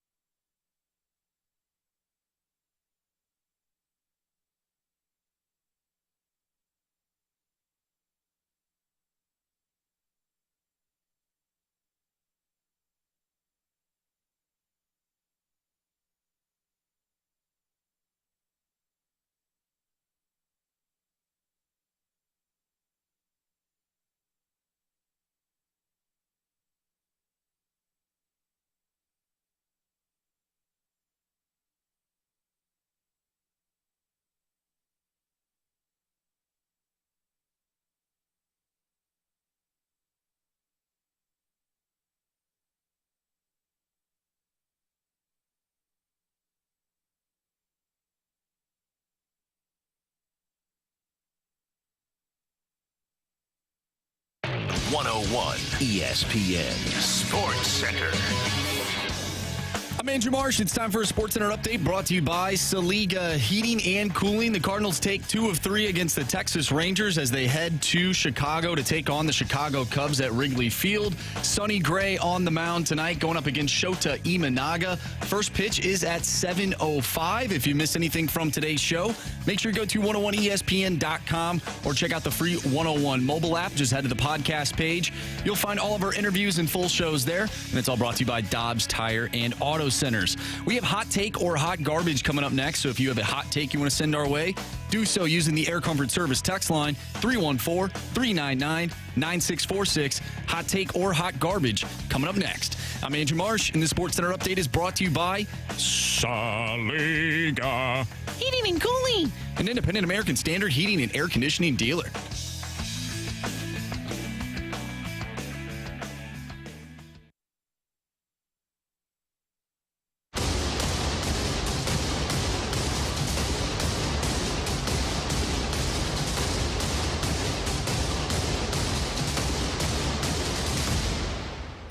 Hot take. All right, time to play hot take or hot garbage here in the Fast Lane on 101 ESPN. Pretty simple concept. You send in a statement to the Air Comfort Service text line at 314-399-9646, and we determine whether or not it's a hot take or if it's pure hot garbage. Marsh, take over. From the 636, hot take or hot garbage between their NHL roster and prospects, the Blues currently have a future Norris finalist. Oh, wow. Whoa. Jamie, tell the people what Carey and I were telling you earlier in the office about this very subject. Yeah, you guys had some good takes, too. And I like the deep dive on some of the young prospects. It's much appreciated. You're welcome. I'm going to go hot garbage, and here's why. Producing a Norris Trophy defenseman is almost like producing a unicorn. So let's just look at it. One of the best defensemen you've had in the last 15 years, his name's Alex Pietrangelo. Heard of him. Alex Pietrangelo, I think, got into the finalist for a Norris Trophy once and didn't come close to winning it. So if you believe the Blues have somebody better than Alex Pietrangelo coming up currently, then I guess you'd say hot take. And for me, it's just too soon. Like, they've got some, like, Lindstein has incredible skills. He skates well with the puck. He possesses the puck well, makes good decisions. But, man, he's so far from knowing if he's the best defenseman in the NHL. Like, you know, like, it's tough. So, by default, I'll say hot garbage. But I will say the Blues have a really, really good stable of young defensemen that are going to make their mark. I also think that the NHL in the Norris Trophy in specific has changed the way that it used to be. Like, now it's an offensive, essentially it's an offensive award. And the Blues right now, what they're building is more defense. They need big body defensive players. So from that perspective, I just don't know if that's the case. That'd be great. Yeah. But I agree with you. I don't know if it's really in the realm of possibility in the near future. So this is the big beef I have right now with the Norris Trophy in the NHL. When I was growing up, there's a guy named Rod Langway.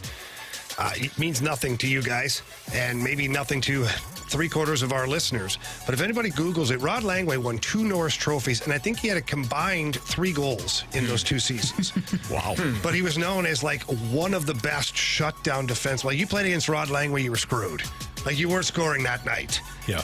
And so he won the Norris Trophy for best defenseman. Yeah, makes sense. Well, then Paul Coffey, Ray Bourque, that whole group of players came in next, and they were putting up points. And nobody had ever seen defensemen since Bobby Orr put up points like this, put up a 100-point season, a 40-goal season as defense. Like, oh, my God, that guy's the best defenseman. Meanwhile, he wasn't playing any tough minutes against, like, the other team's best players. He just was really good offensively. Yeah. In respect to both those guys, are incredible hockey players. Played against both of them, and just awesome. But that's where it changed, like Marshy said. So 2 years ago, I believe, Erik Karlsson won the Norris Trophy because he scored over 100 points, but he was like minus 26. Wow. So, on your Sharks team, too. So not mine. He became like a rover. Mother fast lane. He was just skating all over trying to create offense. I think for the NHL to solve this problem, problem, I think it's easy. I think you have the Norris Trophy for the best defenseman, meaning the guy who has the best numbers versus offensive players, shutdown numbers. The analytics now are out there to show you who is a good defensive defenseman. And then I think you have the Bobby Orr Award, which is given to the highest scoring defenseman, since Bobby Orr was the first guy to ever break 100 points as a defenseman. You have two separate awards. So now you're checking both boxes. So now a Colton Parayko, he could be in the running for a Norris Trophy because of his shutdown abilities. Meanwhile, a Cale Makar could be nominated for both. Right. Yeah. You never know. You know what I'm saying? Like, I think that's where the NHL should go. Yeah, I like that idea a lot. It reminds me of the Gold Glove for a while. It's like, that's going to be an offensive award. So, what?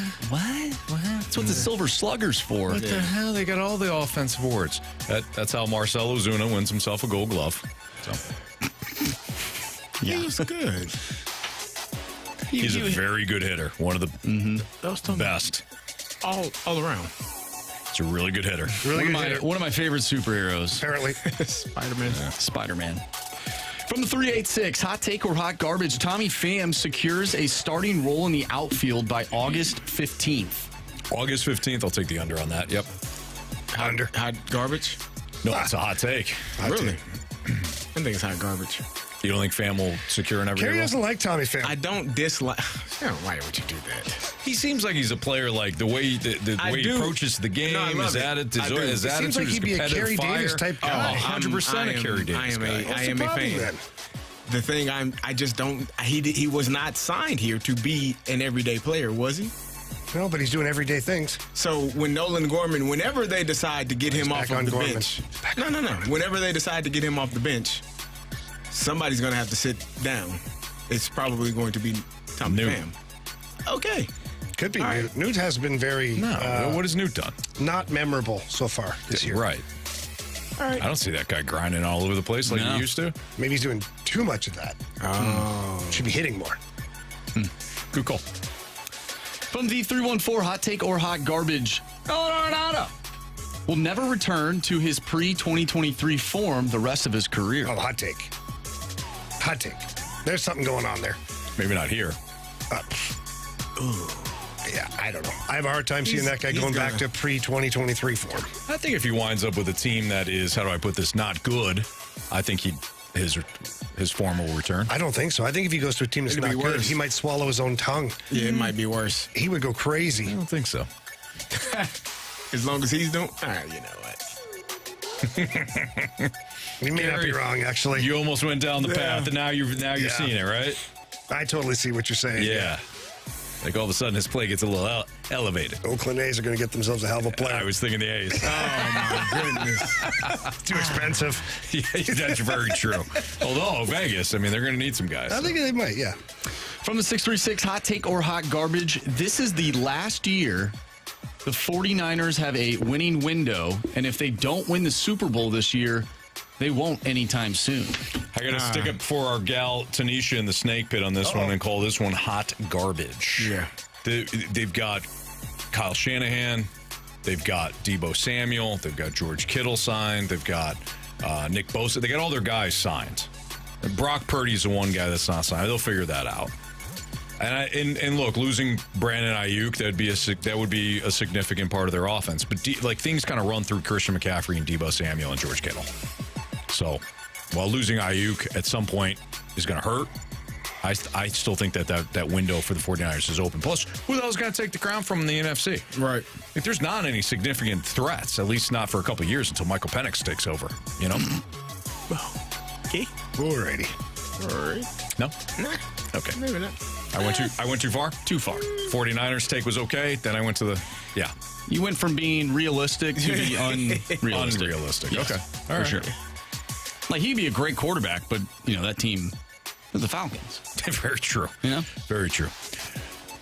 I think Swan sent me something about the White Sox. Like, they're terrible. The records are terrible and all that. And I said, it's not their fault, they're the Jets. And there's just some teams that just can't get it done, man. True. Falcons are one of them. Not in the same category as the Jets. Did that hurt?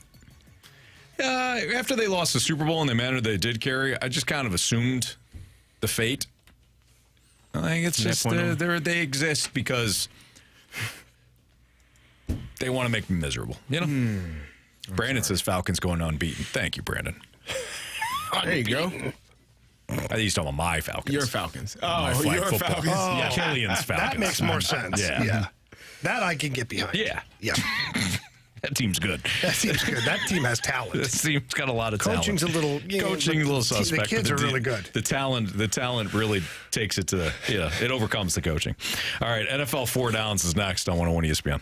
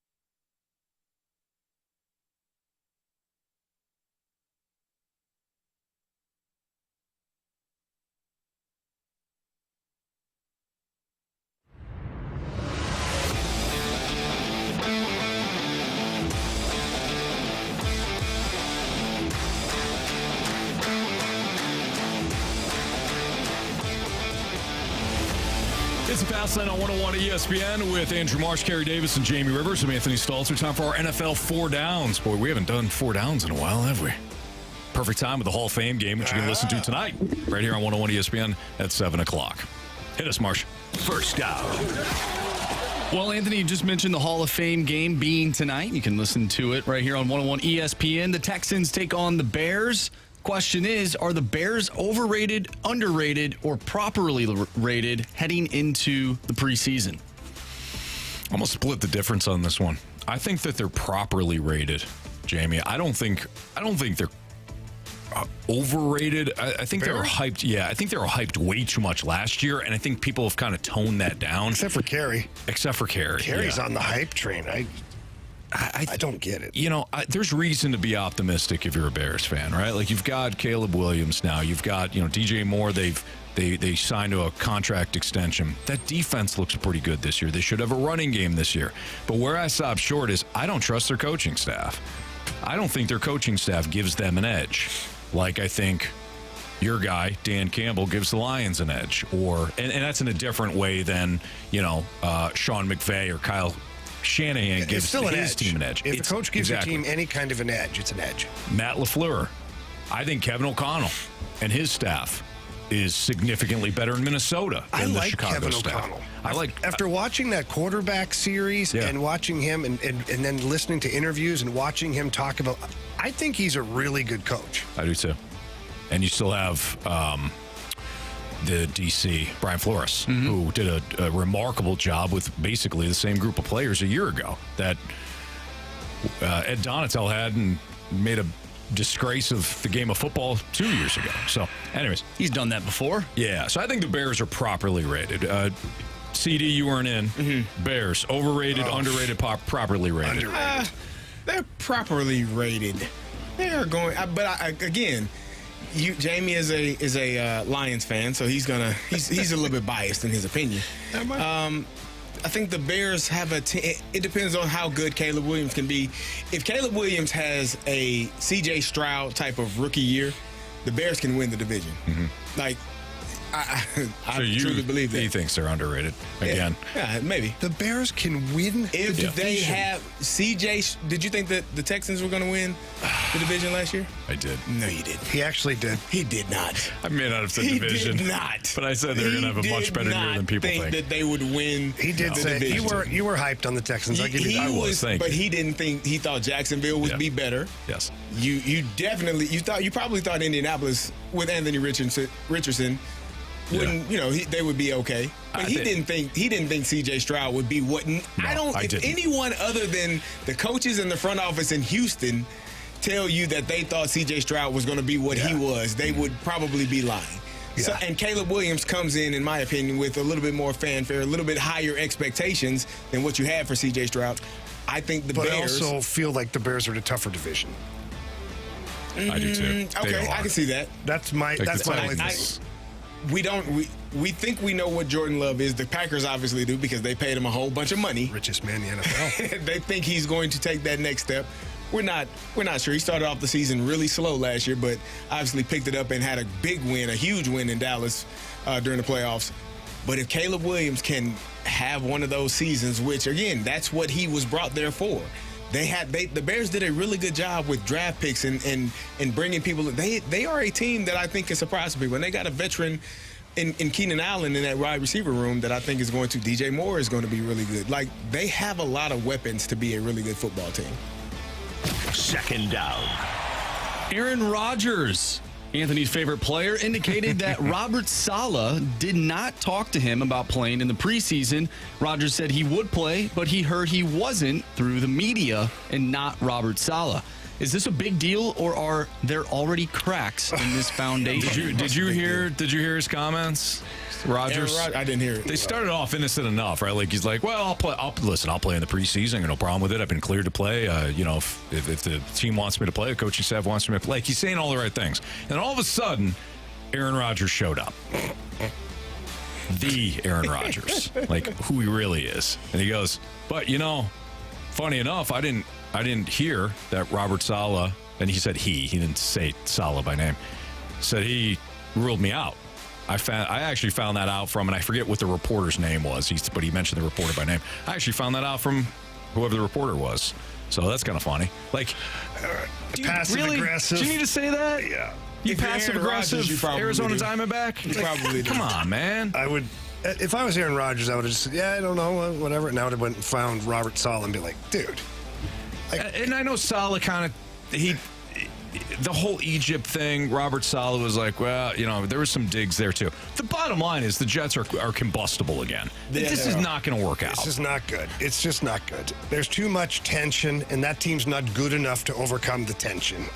That's just my take. They've got talent. They've got talent, but talent can only take you so far. There's no leadership. Aaron Rodgers was getting into it with Garrett Wilson. Yeah. A little like they were going. You could tell they weren't real happy about things. There's just a blanket of tension that always kind of seems to surround the Jets. Yeah. Or Aaron Rodgers. Oh, Aaron Rodgers probably, because nobody thinks about the Jets usually. But we say that, but then you hear everybody who played with him in Green Bay talk about how a good teammate he was and how they liked him. Like at some point, someone's got to say, this guy was an a-hole. And they haven't. They have not. Mm-hmm. I think that it's on Robert Saleh to make sure that relationship is working properly. I mean, you're the head coach. You're managing a future Hall of Famer. You're the one that is supposed to make sure you all are on the same page. What he shouldn't have done is put it out in the public that, I didn't like Aaron being in Egypt or being out of the country and missing. That's a conversation. You know what? We had a conversation. Things got kind of misconstrued. We weren't on the same page, and that's when his trip was planned. And so he'll be here when he's here. We're focusing on the guys that are here. That's simple. Yeah. You don't put it out there that, I'm upset that without talking to him, because it probably was no conversation had before he went out there and had that media scrum and told the media that. So you make sure you have clear lines of communication with your best, highest paid future Hall of Fame player, and you do that, everything goes fine. All right, we'll go quick here. Go ahead. Third down. With so much attention being paid to the Dallas Cowboys and their contract situations, are the Eagles the team most flying under the radar in the NFC? I see what you did there with the flying. In the NFC or in their division? He said NFC. In the NFC. I think they are. Yeah. I do. I think that's a really talented team that in the second half of the season last year, they completely collapsed. And I do wonder if like the Super Bowl hangover got to them a little bit, but that is a talented team.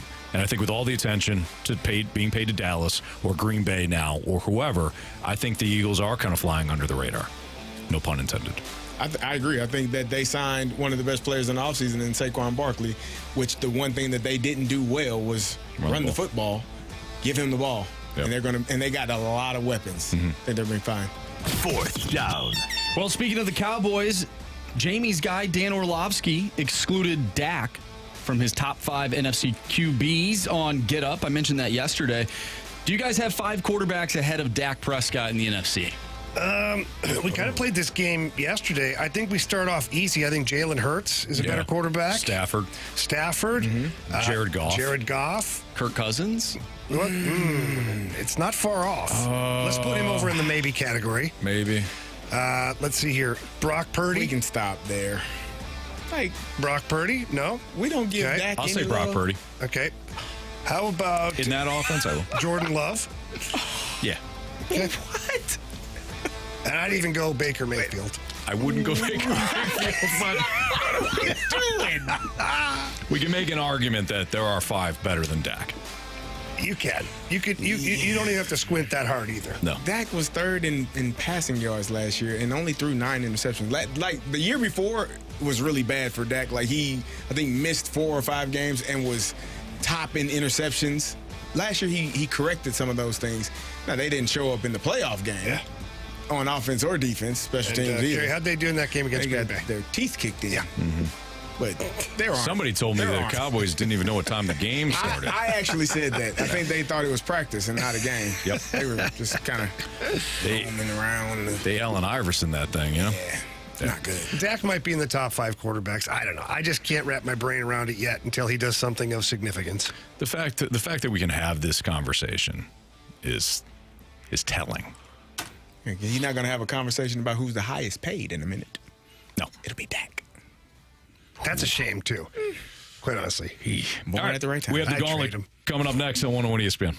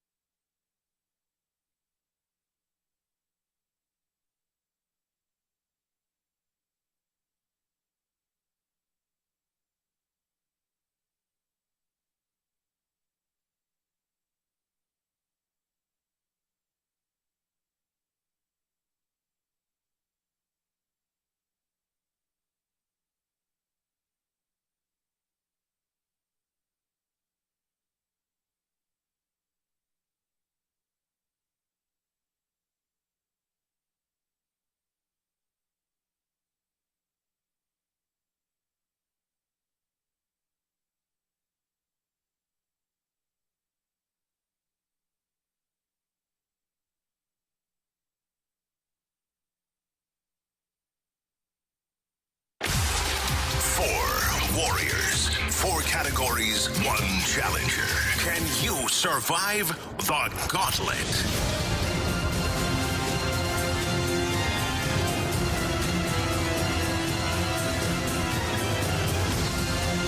4:03, your time check brought to you by Clarkson Jewelers, an officially licensed Rolex jeweler. Andrew Marsh, Carey Davis, Jamie Rivers, Anthony Stalter, and Joe is back for round 2 today in the Gauntlet. What's up, Joe? Hey, what's going on? Not much. You got past Carey yesterday in the Gauntlet. Now you're on to round 2. Would you like to take on Marsh, Jamie, or me today? Let's go with you, Anthony. Oh, okay. Joe, good luck, man. Thank you. All right, Joe. Anthony's going to make his way to the cone of silence. While he's doing that, you know the routine. Tell our guy Marshy to spin the wheel. Spin the wheel, Marsh. What are you hoping for against Anthony? Well, it's going to be random, so it don't really matter, does it? Oh, wow. Okay. Well, oh, my. Yes. It was right at the last little thing on baseball. And Joe, random again. Oh, my goodness. Yeah. Unbelievable. That's 3 days in a row. That is 3 days in a row. That's 5 days in a row. Are you serious? Going back to really? last week. Really? Oh, my goodness. All Yeah. right, Joe. Well, Marshy's passing these out. Some things. You know the rules, but I'm going to tell the listeners. Some of them might not know. Each question is worth 2 points. If you have to use the options and answer correctly, it's worth 1 point. If you get it wrong, well, you get 0 points. And if there is a tie here in the Gauntlet, we will go to a tiebreaker and we will get a winner. Joe, are you ready for random once again? Ready. Okay, bud, here we go. Which recording artist trademarked the phrase "Hot Girl Summer" in 2019? Options. Was it Megan Thee Stallion, Ty Dolla $ign, or Cardi B? Give me Megan. All right. Final answer? Me too. Final answer. Question number 2. What happened there? In the 2017 film adaptation of It, Pennywise uses balloons to lure victims to his sewer lair. These balloons are what color? Red? I guess let's go with red. I mean, that sounds right. Yeah, red. Final answer? Final answer. Question number 3. From 1971 to 2002, who served as Dairy Queen's official mascot? Hint, he was a spokestune? Spokestune. Spokestune. Okay.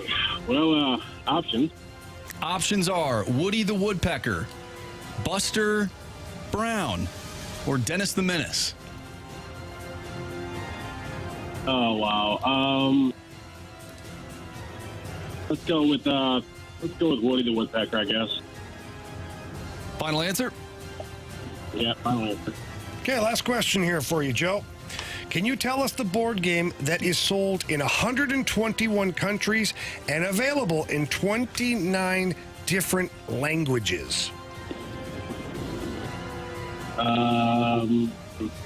Option. All right. Is it Scrabble, Monopoly, or Ticket to Ride? Wow. I would guess, since you said something about languages, I'm guessing it's going to be Scrabble, so let's go with that. Final answer? Yep, I guess so. Yeah, sure. All right. Let's bring in Anthony here. Those are brutal. Yeah, well, not easy, that's for sure. Anthony's making his way here. He's trying to open the door. He's struggling. He's pushing on the pull door. Oh, he was pushing? Welcome back, Anthony. How's it going to silence? It was silent today, man. Yeah. That door's tricky, too. I had to flip the thing and no, you're fine. Jam it in. Yeah, well done, by the way. Good job. Jammed it right there under the door. You did. Well, you better pack a lunch. Okay. Category today, random. No, it's not. Yes, it is. It is. It totally is. Are you serious? Yes, it is. Again? Yep. Get mentally prepared here. It's random. What is that? Three days in a row? Five. Five in a row. Five? Going back to last week. Wow. Yeah. Okay. All right. You ready? I'm ready. Question Not really. one. Yeah, I'm ready. Dial it in, okay? Question 1. Which recording artist trademarked the phrase hot summer girl in 2019? Hot girl summer. Hot girl. Oh, summer. sorry, hot girl summer. So, Jamie, what is Sorry. it? I have no idea. Can I have the options, please? Yes, was it Megan Thee Stallion, Ty Dolla $ign, or Cardi B? I don't know who any of that. Well, I know who Cardi B is. What was the first one? Megan Thee Stallion. Megan Thee Stallion? Mm-hmm. Sure. Megan Thee Stallion. Okay. Final answer. Not to be confused with the Ohio State. Right. Yeah. Yeah. In the 2017 film adaptation of It, Pennywise uses balloons to lure victims to his sewer lair. These balloons are the color of... What color are these balloons? Red, right? Red. I don't know. Final. Can't tell You you. asking me? Or are you telling me? Red. Final answer. Okay. It's red, right? I don't know. Don't know, Anthony. You'll find out. Question number 3. From 1971 to 2002, who served as Dairy Queen's official mascot? Hint, he was a spokes-tune. He was a spokes-tune for Dairy Queen. I didn't know they had a mascot. I'll take the options. Options are Woody Woodpecker, Buster Brown, or Dennis the Menace. Oh, it was Dennis the Menace. Dennis the Menace. Final answer. I actually remember that. Final question. Can you tell us the board game that is sold in 121 countries and available in 29 different languages? No, Okay. but I'm assuming it's Monopoly. But I'll take the options. Is it Scrabble, Monopoly, or Ticket to Ride? I got to go with Monopoly. Final answer. Okay. Let's go over this. Let's start at question 1. Which recording artist trademarked the phrase hot girl summer in 2019? Joe, you said Megan Thee Stallion. Anthony, you said Megan Thee Stallion. Carey, answer is Megan Thee Stallion. Naturally. what? You both needed the options. You actually got me on You that. thought our guy Joe got that I one? thought, no. That'd be awesome. I didn't. Nice job, though, Joe. All right. In the 2017 film adaptation of It, Pennywise uses balloons to lure victims to his sewer lair. These balloons are the color blank. Joe, you said red. Anthony, you said red. Answer is, It is a red balloon. but neither of you used the options. Mother Fastlane. We're tied at 3. Wow. We'll go to question 4. Can you tell us the board game that is sold in 121 countries and available in 29 different languages? Joey took the options. You said Scrabble. Anthony, you also took the options. You said the Monopoly guy. Monopoly. Mm-hmm. Carey, answer is It is Scrabble. Scrabble. Joe gets a point. 4-3 heading into the final question. From 1971 to 2002, who served as Dairy Queen's official mascot? He was what they would call a spokes-tune. Joe, you said Woody Woodpecker. Ooh, we got a... Dennis the Menace was an option on that. Woody Woodpecker, another one. Anthony, you said Dennis the Menace. Answer is... It's Dennis the It Menace. was Dennis the Menace. I remember those cups with him on the side. So do I. I didn't remember initially, but that's how I remember that too. We've got a tie, which means... Walk it off. Walk it off, boys. All right, Joe, here's how it works. We're going to ask a question. We need you to remain silent. Anthony is going to write down his answer as fast as he can. Once he has that answer written down, we'll come to you, Joe, for your answer. You need to be quick about it because people here, the listeners, get a little touchy when you take a little too long. And then we'll figure out who is closest to the pin with their answer. You understand all that, Joe? All right. All right, buddy. So, Anthony, here we go. How many U.S. Open rounds did golf legend Jack Nicklaus play in his career? Oh, wow. Anthony taking a long time. Okay, we have Anthony's answer. Joe, your answer, please. Feel low. 200? I don't know. Is that your final answer? Now I feel okay. Hang on. I don't do golf. Is that your final answer, Joe? That's it, yeah. Okay. Well, we don't need a calculator for this. We do not. We do not need a calculator. Something tells me Joe and I underestimated by a good 1,000. Joe. Ish. You have chosen wisely. You beat me? Yeah. Anthony. Was I way over?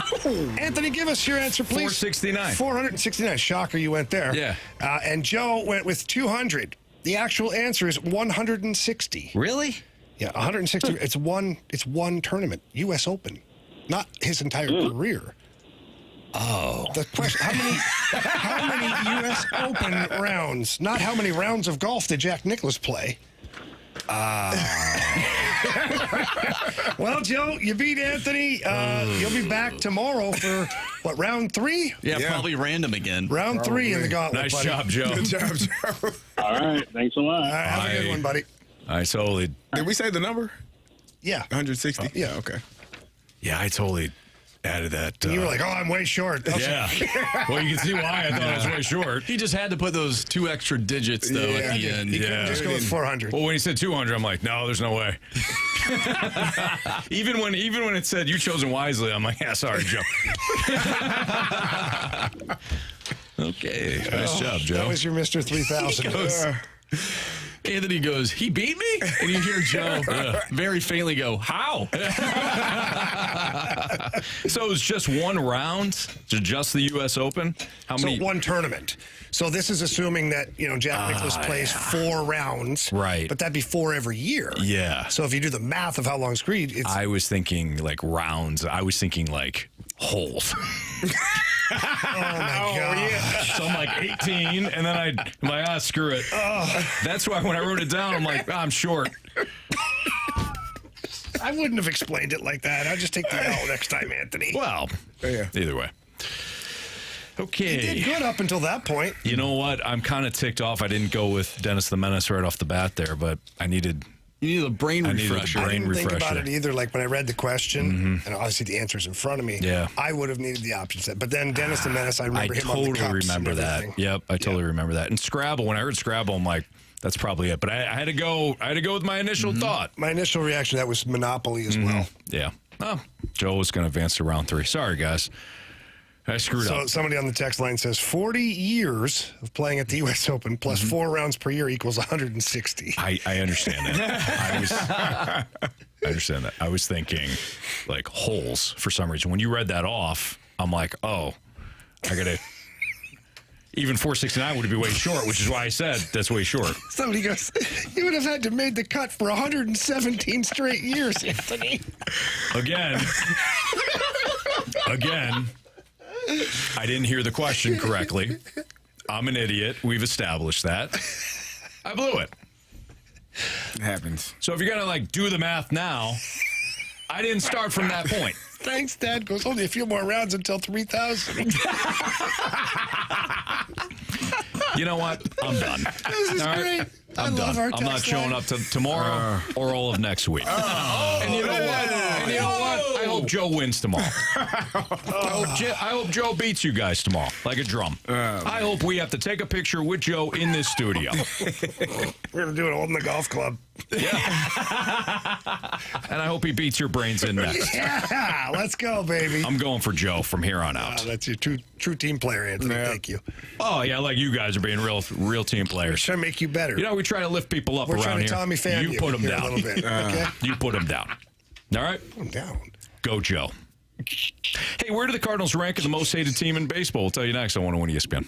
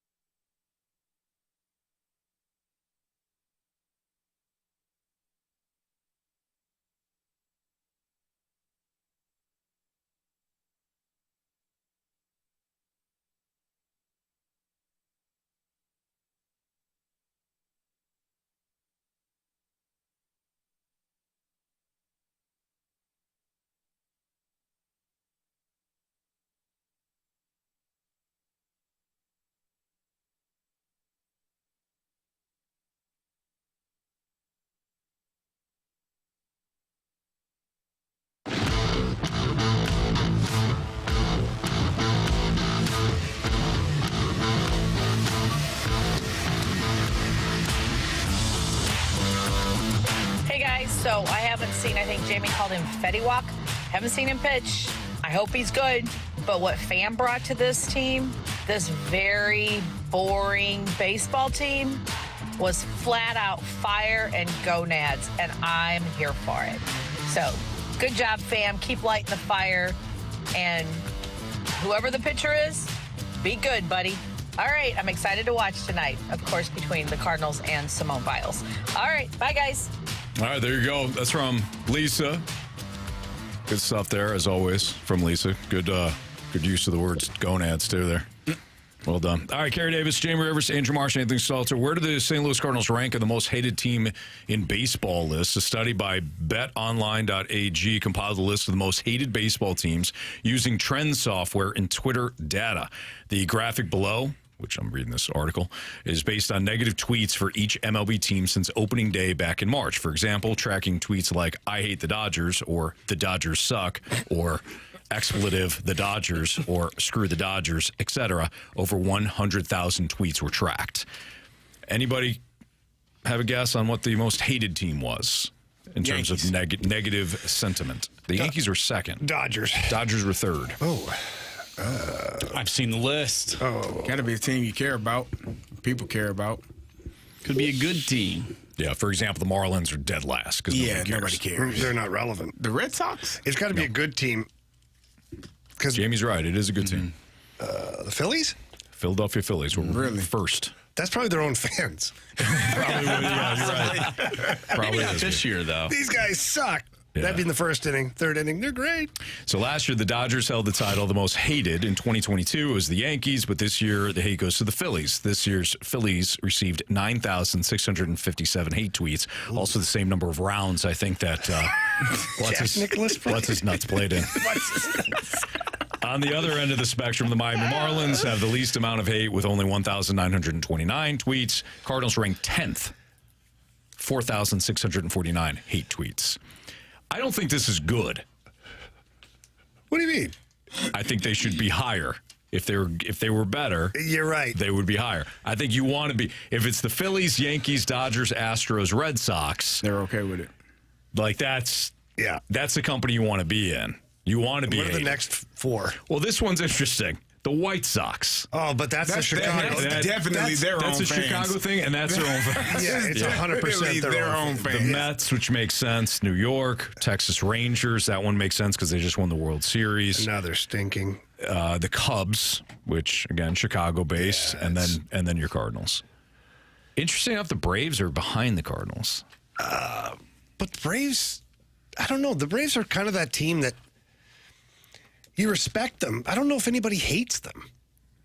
Like they're drafted, developed, and signed their own players. Like, right. It's not like they stole your guys or like. Yeah. And everybody picks Oakland's pockets. You can't blame them for like Sean Murphy. No.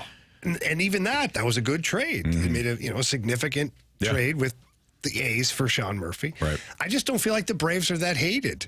Like I feel like the mid-'90s Braves were way more hated than what this is, and that's because you had, Maddox and Glavine and Smokes. And maybe some of that hate is just deflected to the Phillies, and their fan base is typically more hated. Like Atlanta's fan base, it's a transit city. Not a lot of people are from Atlanta, so when it's Philly, like people hate the Philly faithful.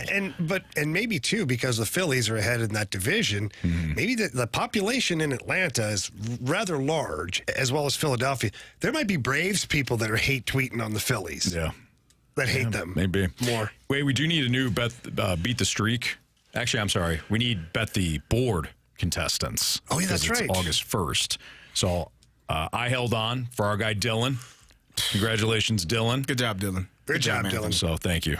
So I won. Do all of us have at least one win, right? One month win. Do we have, I think I have two, and Jamie you have two? Jamie have two. I think Marsh and I have one. I think Marsh have two. Yeah, we all have two. Carey has one. Carey won back in February. Been a minute. Okay. So if you think that... We think alike, Carey. Well, you guys were... You're welcome. In sync there. So if you think Carey is due for a bounce back and get his second win in Bet the Board, you can draft him. But we do need Bet the Board contestants, so you can start to send those in now. 314-399-9646. We're going to play Bet the Board. It's a new month. And Jamie, you're adding some flair. Yeah. You actually had it yesterday, but we have an amendment. Yeah, so yesterday, for the last day of the month, I thought, what a great idea. We could do a parlay play is what we're going to call it. Mm-hmm. And it was fun to do that, and we were all tracking different bets. But then I thought to myself, what if we do the parlay play as a strategy?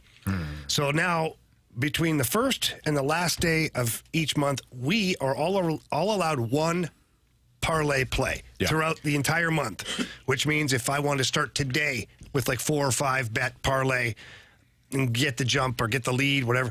But if you use your parlay play in the first week of the month and you lose, you don't get it at the end of the month to try and catch up. Right. And if you're like Marshy, who loves the chaos, I imagine Marshy will just hang on to that parlay right to the last day of the month, or actually whatever he thinks is the last day of the month, and use it there. Either way, I thought it'd be an interesting little ripple to the game, and add a little strategy and just a little fun. That'd be good. Yeah, absolutely.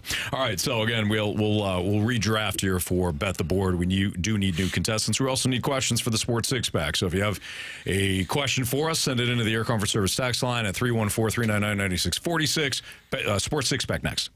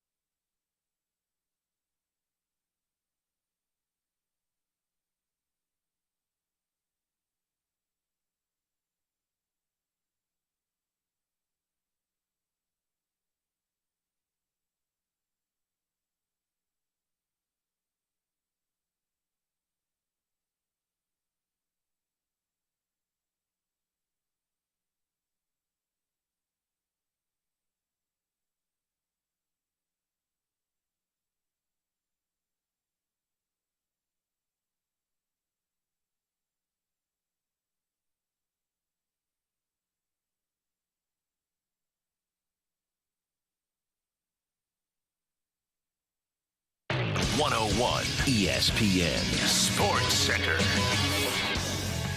I'm Andrew Marsh. It's time for a Sports Center update driven by Johnny Londoff Chevrolet and Johnny Londoff Autoplex. The Cardinals are a game and a half back of that final wild card spot heading into this series with the Chicago Cubs. Sonny Gray on the mound tonight going up against Shota Imanaga.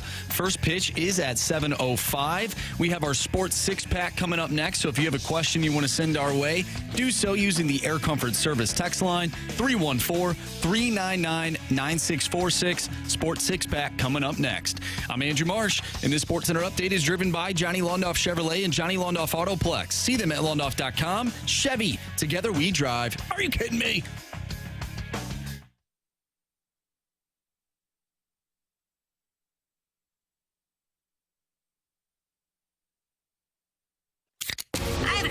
It's time for the Fast Lane to answer your sports questions. I want to ask you a bunch of questions. I want to have them answered immediately. Asking me all these weird questions. Answer the question. Answer the question. Answer me! The Sports Six-Pack is now. It's Fast Lane on 101 ESPN. Before we get to our first Sports Six-Pack question, we've got Robert on the line. Robert's our first contestant for Bet the Board. What's up, Robert? Hey, guys. Excited to be here. Well, thanks for leaving us some mic drops. We appreciate you listening. And you got the first pick, man. So would you like Marsh, Carey, Jamie, or me for the month of August? It's tough being the first, but I'm going to go with you, Stalter, just because I think you hate Dave Matthews Band just as much as I do, and that's positive money in my book. Hey, you know what, Robert? any person that hates the Dave Matthews Band and gets physically just want to punch a wall anytime you hear any of their music, I'm happy to be partnered with you, my man. Thank you. Oh, great. Let's just win this thing, bud. All right, man. Robert's basically like, that's great. Just silence. Shut your mouth. That's good, Anthony. Shut your mouth. Why don't you just be quiet and go back? You know what? Win this thing, okay? Shut your mouth and win it. All right, Robert. Thanks, buddy. Thanks, guys. Bye. See ya.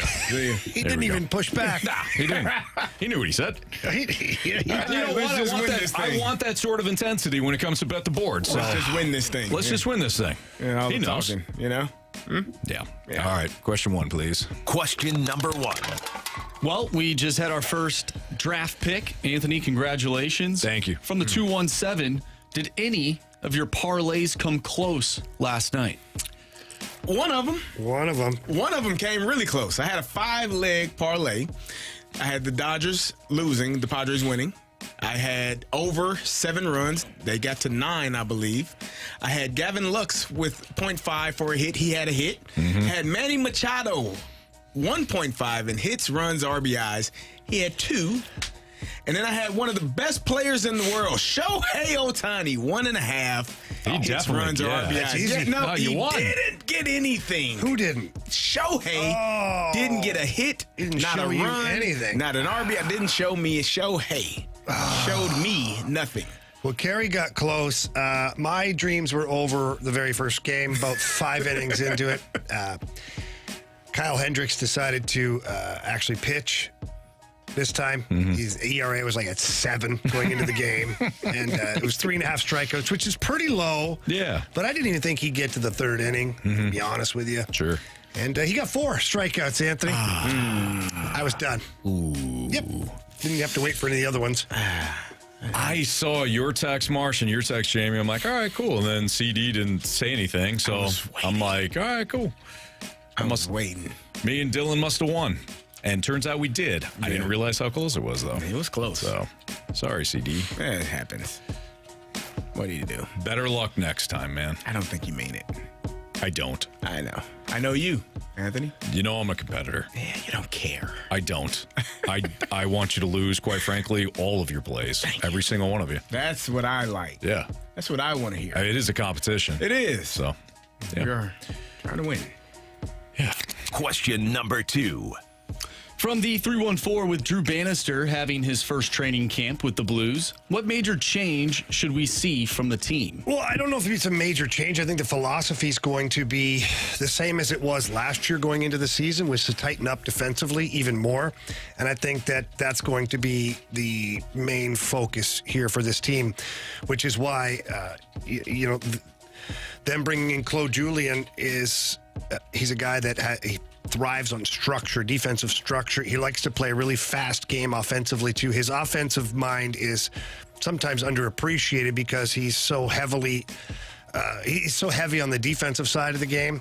But I think that's the main concern. You're still giving up way too many chances, way too many shots on goal in games. You're relying too much, I think, on your goaltender. This team has to tighten up a little bit defensively.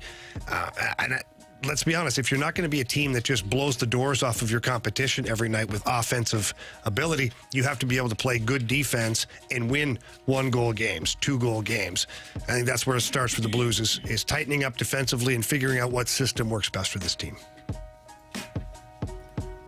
Question number 3. From the 636, what actor would you want to play you in a movie? George Clooney. Brad Pitt. It's a good question. Ice Cube. It's a good one. Marshy? Liam Hemsworth? Sure. We'll go with that. one. Or Chris. it's One of the Thor. two. Is it who we would like to play us or who we think would Oh, wait, be? Chris Hemsworth. Chris is Thor. Hemsworth. Or would it be who we think would be a somewhat good representation of us? Well, yeah, let's go with, looks, too. You want to sort of look like the person, too, don't you? You and Ice Cube. I can see that. I can see that. all the time. You're younger Yeah. by 10 years. Yeah. 12 but years. still. But yeah. I mean, Carey could play himself. He's a He could. former actor. Yeah. The Ripper. Took the former off. I still would go with George Clooney. Current actor. He's got the salt and pepper hair. He get the good tan going. There you go. Put a little beard on George Clooney. He'd be fine. How about the guy that played Data? I think he's probably too old. Yeah, I think he's probably too old at this point. I'm trying to think of Anthony. We need the text line to help us out here. See, when Anthony puts those red glasses on, he looks like Robert De Niro. He does. But we obviously can't have De Niro doing it. It's a big What about discrepancy. Robert Downey Jr.? Nah. He'd be fine. He would be unbelievable. Yeah. He's kind of old. Well, so is Anthony. He's older. He's older. He is. Yeah. But, I didn't mean any offense. None taken. Good. Younger than you. By a lot, too. I know I'm the oldest guy here. Trust me. I feel it in my bones. My bones. Bazooka Tooth 75 says Steve Buscemi could play Stalter. Wow. Sausage McMuffin. No, I don't like Bazooka Tooth 75. Crazy Eyes from Mr. D. You know what? I could see Adam Sandler too, Uncut Gems. Adam Sandler playing Anthony Stalter. What? I can see that. Yeah. You know what I mean? I'm not talking about the water boy here. I'm talking about where he's actually an actor. Right. I think you're way, way closer than Steve Buscemi here. So, yeah. I just laughed at that. Right. By the way, Mike Trout is out for the season, guys. Another meniscus tear. Angels GM says. Wow. That's brutal. If it wasn't for bad luck, he'd have none. Yeah. What'd you say? If it wasn't for bad luck, he wouldn't have any. That's true. You're right. You're absolutely right. All right, we'll continue our Sports Six Pack. Plus, again, if you want to play Bet the Board, we still have 3 more rounds left to Bet the Board for the month of August. So we'll continue to do both here on 101 ESPN.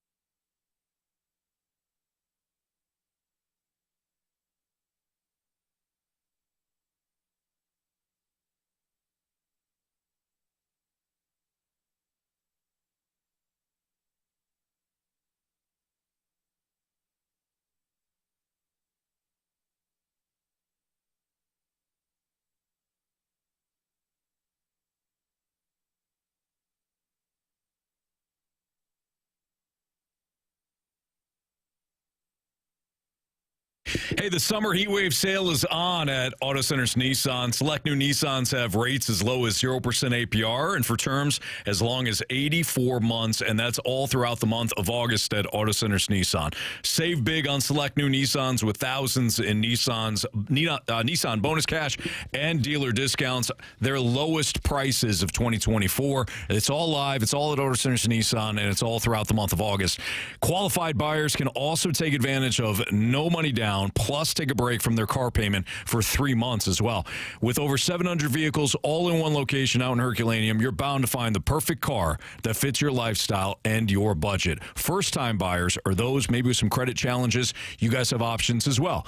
They have the perfect deal regardless of your situation, so head out to Herculaneum. Auto Centers Nissan is just a short and easy drive on I-55. They're ready to earn your business with a fast, fair, and fun car buying experience. And don't forget, as always, offers include 30-day new car return promise within 30 days. If you're not completely, sold on the vehicle, you're not satisfied with it, bring it back. They'll refund your money.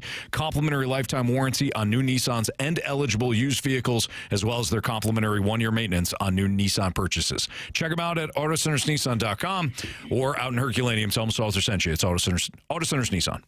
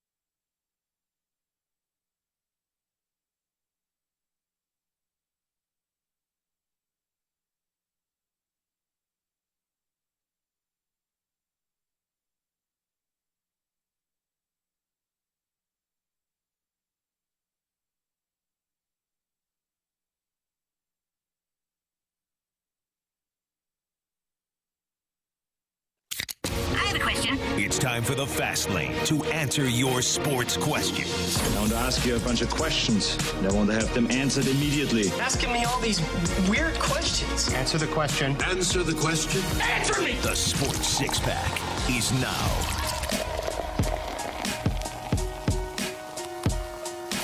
All right, before we continue our Sports Six-Pack, let's welcome in Jason, who has an opportunity to draft one of us for the month of August for Bet the Board. What's up, Jason? Hey, how's it going? Everything's great, my man. So I was chosen first by Robert, so you have an opportunity to take either Andrew Marsh, Carey Davis, or Jamie Rivers. Who would you like? I think hearing that parlay last night, I'm going to go with Carey. Yeah, Carey got close. Absolutely. Thank you. Carey hasn't won since February, so he's due. Why'd you do that? I said it quickly. I said it quickly so I could get to his due. He did. He wanted At least he waited until after I was chosen. I was quick. I went quick, and then I said, It still hurts. It's fine. All right, you don't Even care though about you were feelings. fast, it hurt. You don't care about. You don't care about feelings. "Hey, Jason, good luck to you, man. Good luck, Jason. You made a great choice. We got it. Quality individual. I hope so. Thank you. All right, there you go. Thanks, Anthony. You're welcome, Carey. Dream killer. I'm not a dream killer. He tried to take out both of you in that one. Oh, One shot. You and Jason. He's hasn't won since Jason- February, but he's due. Great pick, Jason. I mean, Carey hasn't won since February, so He's got to be due. ... He's due. When you end on a compliment. No. You can't do that. No. Say whatever you want before the compliment, as long as you end on a compliment. Is that how that works? It's solid, yeah. I think you should go with that. I think that's terrible advice. No, yeah, I like it. Someone's getting punched out soon at some point. Very true. It hasn't happened yet. You know what I mean? All right. Go ahead, Marsh. Question number 4.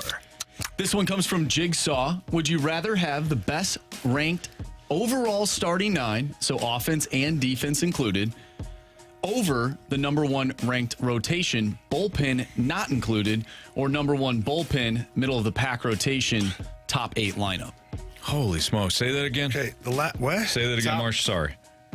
I was listening, but you lost it. Yeah. A lot to unpack. Yep. Would you rather have the best ranked overall starting 9? Okay, we have that. So offense. Offense and defense included. Okay. Over the number 1 ranked rotation, bullpen is not included. Okay. Or would you rather have the number 1 bullpen, middle of the pack rotation, top 8 lineup? Third one for me. That's what we have. Go ahead, Or I Carey. guess top 9. So Jamie took the last one, which essentially is the most balanced. Yeah. Like, I mean, isn't that what we have here? Bullpen is maybe. Minus the top 8. You don't have a top 8 lineup. offense, yeah. My thought is if you have the top offense, then if your pitching sucks, then you're going nowhere anyways. And then just the rotation, not the bullpen, and no offense, I'm assuming, in that one. Can we get a middle of the pack bullpen with that number 1 starting rotation? Well, yeah, but he didn't offer that to us. What if I offer it to you? He's going to take it. What do you want to give me? I'm going to give you the number 1 rotation, which is part of the question. Middle of the packed, middle of the pack bullpen, and a middle of the pack offense. I would take that team. That's what I would take. Yeah. I probably would take that. Based on what the texter said, I'm taking number 1. See, I'm going to no pitching. I don't care. We'll figure it out. All Score right. 8 runs, fellas. I'll take the number 1 We'll have rotation. bullpen games every day if we have to. Let's see how We're that going to works run out, the Carey. matchups. You hear me? And the shuttle to Memphis will be running. Wow. You got to do what you got to do. Okay. If that's my option, give me the lineup. I mean, we're going to score. We did ask him. Yeah. Doesn't We're mean going to score. Yeah, I have to agree. I'm gonna take the number 1 rotation. I'll take my chances with the number 1 But rotation. are you going it off of what Marshy said or what you built? No, I'll go with what the texter said. Then if we go with what the texter said, I'm going 3. Okay. And you going 2? I'll go 2. I'm going 1. We got it covered then. So what we Number have, 3, my lord. Number 3. so what we have is the number 1. Combined, we have the number 1 bullpen, the number 1 starting pitching, and the number 1 offense. Sounds like a winner to me. Yeah. I don't know who that is. The Phillies. Oh, there you go. It's close. I mean, that's the closest possibility. Question number 5. From the 314, why is Ivan Herrera still in the minors? He was hitting well in the big leagues. Because he's a catcher, and his catching ability is solid, but his throwing ability was not as good as it was needed to be. Teams were they got on base, and I saw a couple of guys taking their cleats off and putting track spikes on because they were going to just run. They were running no matter what. And they were running. They were running. And Herrera wasn't. He wasn't throwing. Tom Hanks could be a good Anthony Stalter actor. Oh, that's another one. Could do that. Tom Hanks. What version of Tom Hanks, though, do you see for Forrest Anthony? Gump, but the one he just did. Wow. the look. Wow, Carey. Hey, he could run. The look. No compliment either at the end there. So that was just pure crap. Anthony, it happens. Wow. Didn't he win an Oscar for Forrest Gump? It doesn't matter. That's a compliment. You flat out called me Forrest Gump. Anthony, that guy ran all over the This field. has been a tough show. He never fumbled the ball. See him play ping pong? Come on. He's a superior He met the athlete. president. Still. Yeah, Bubba Gump Shrimp. Yeah, started a great They company. had to put a sign up to tell him to stop because he was running so fast. That's about right. Had his own boat. Anthony, if you had your own boat, what would you name it? Oh, God. He hate me. You hate me because you ain't me. Oh, man. Wait till I tell my therapist about this. Oh, my goodness. Unpack a lot more. I apologize. Man. Is there another Tom Hanks version?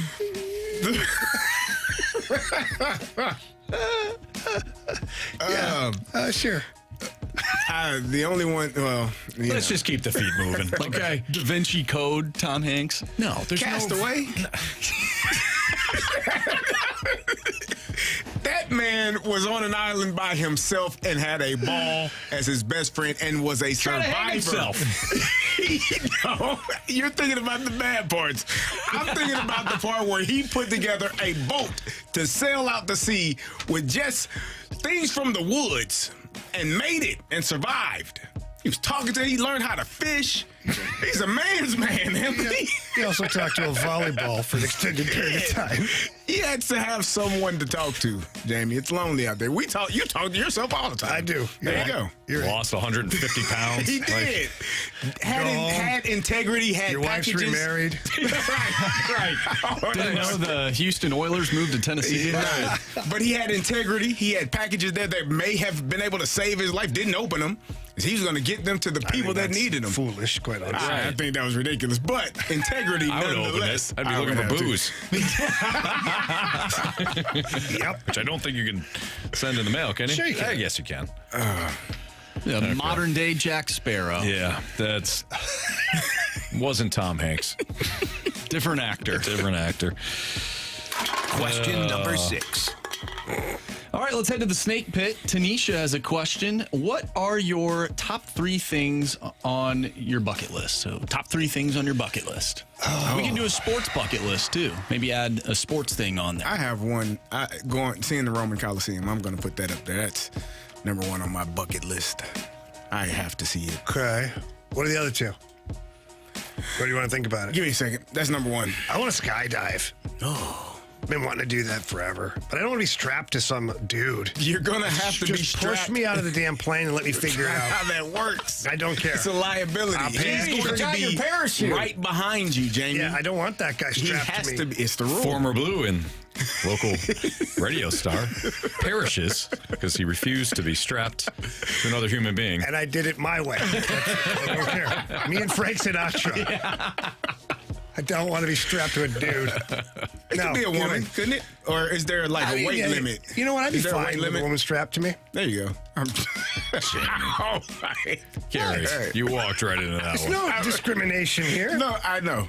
But I don't know if there's like a weight limit. Like, I don't know how that works. Never been skydiving. For the woman? No, I don't know if I'm pretty strong, Carey. I can handle it. That's what I'm saying. I don't know because I think she has to guide. I don't know how that works. Somebody that's skydives. I just want strap the smallest woman on my back so that it feels like a backpack. I don't want her help. I don't think You're just there. I don't think that's how that works. She's a human being. I don't care. I don't think she's a small woman. I don't I'm fine think with it. She would be willing to do that for the risk of her life. Oh, she'd be fine with it. She might unclip and just let you figure it out on your way. She unclips and that's on her. That's not my fault. She has the parachute, Jamie. See, that's the problem. You don't. Strap her to the front of me then. Strap her right on the front like a baby Bjorn. And just let me go. John from the Snake goes, the number 1 thing on my bucket list is to ride Time Traveler with Anthony Stalter in Branson, Missouri. Sure, we can make that happen, John. Sure, we can make that happen. Yeah. I only have 2 things left on my bucket list. You knocked one off. I did. We did last week. Well, what are they? Oh, that's right. Yeah, you rode the Zamboni. Yeah. Bazooka 275. Anthony, what about Nicolas Cage? Nah. I'm good with Nick Cage. I think Carey nailed it with his Forrest Gump reference. What's on your bucket list? What's on your bucket list? What is on my bucket list? Falcons Super Bowl. Yeah, that'd be nice. Yeah. Attending it. And they actually play the second half. You know? Like, I feel like I have to put that disclaimer in there. So, yeah, the Falcons winning a Super Bowl would be nice. That'd be great. You know, going to the Rome Coliseum would be awesome. That's number 1 on my list. Maybe Kristen and I can make it out to Rome.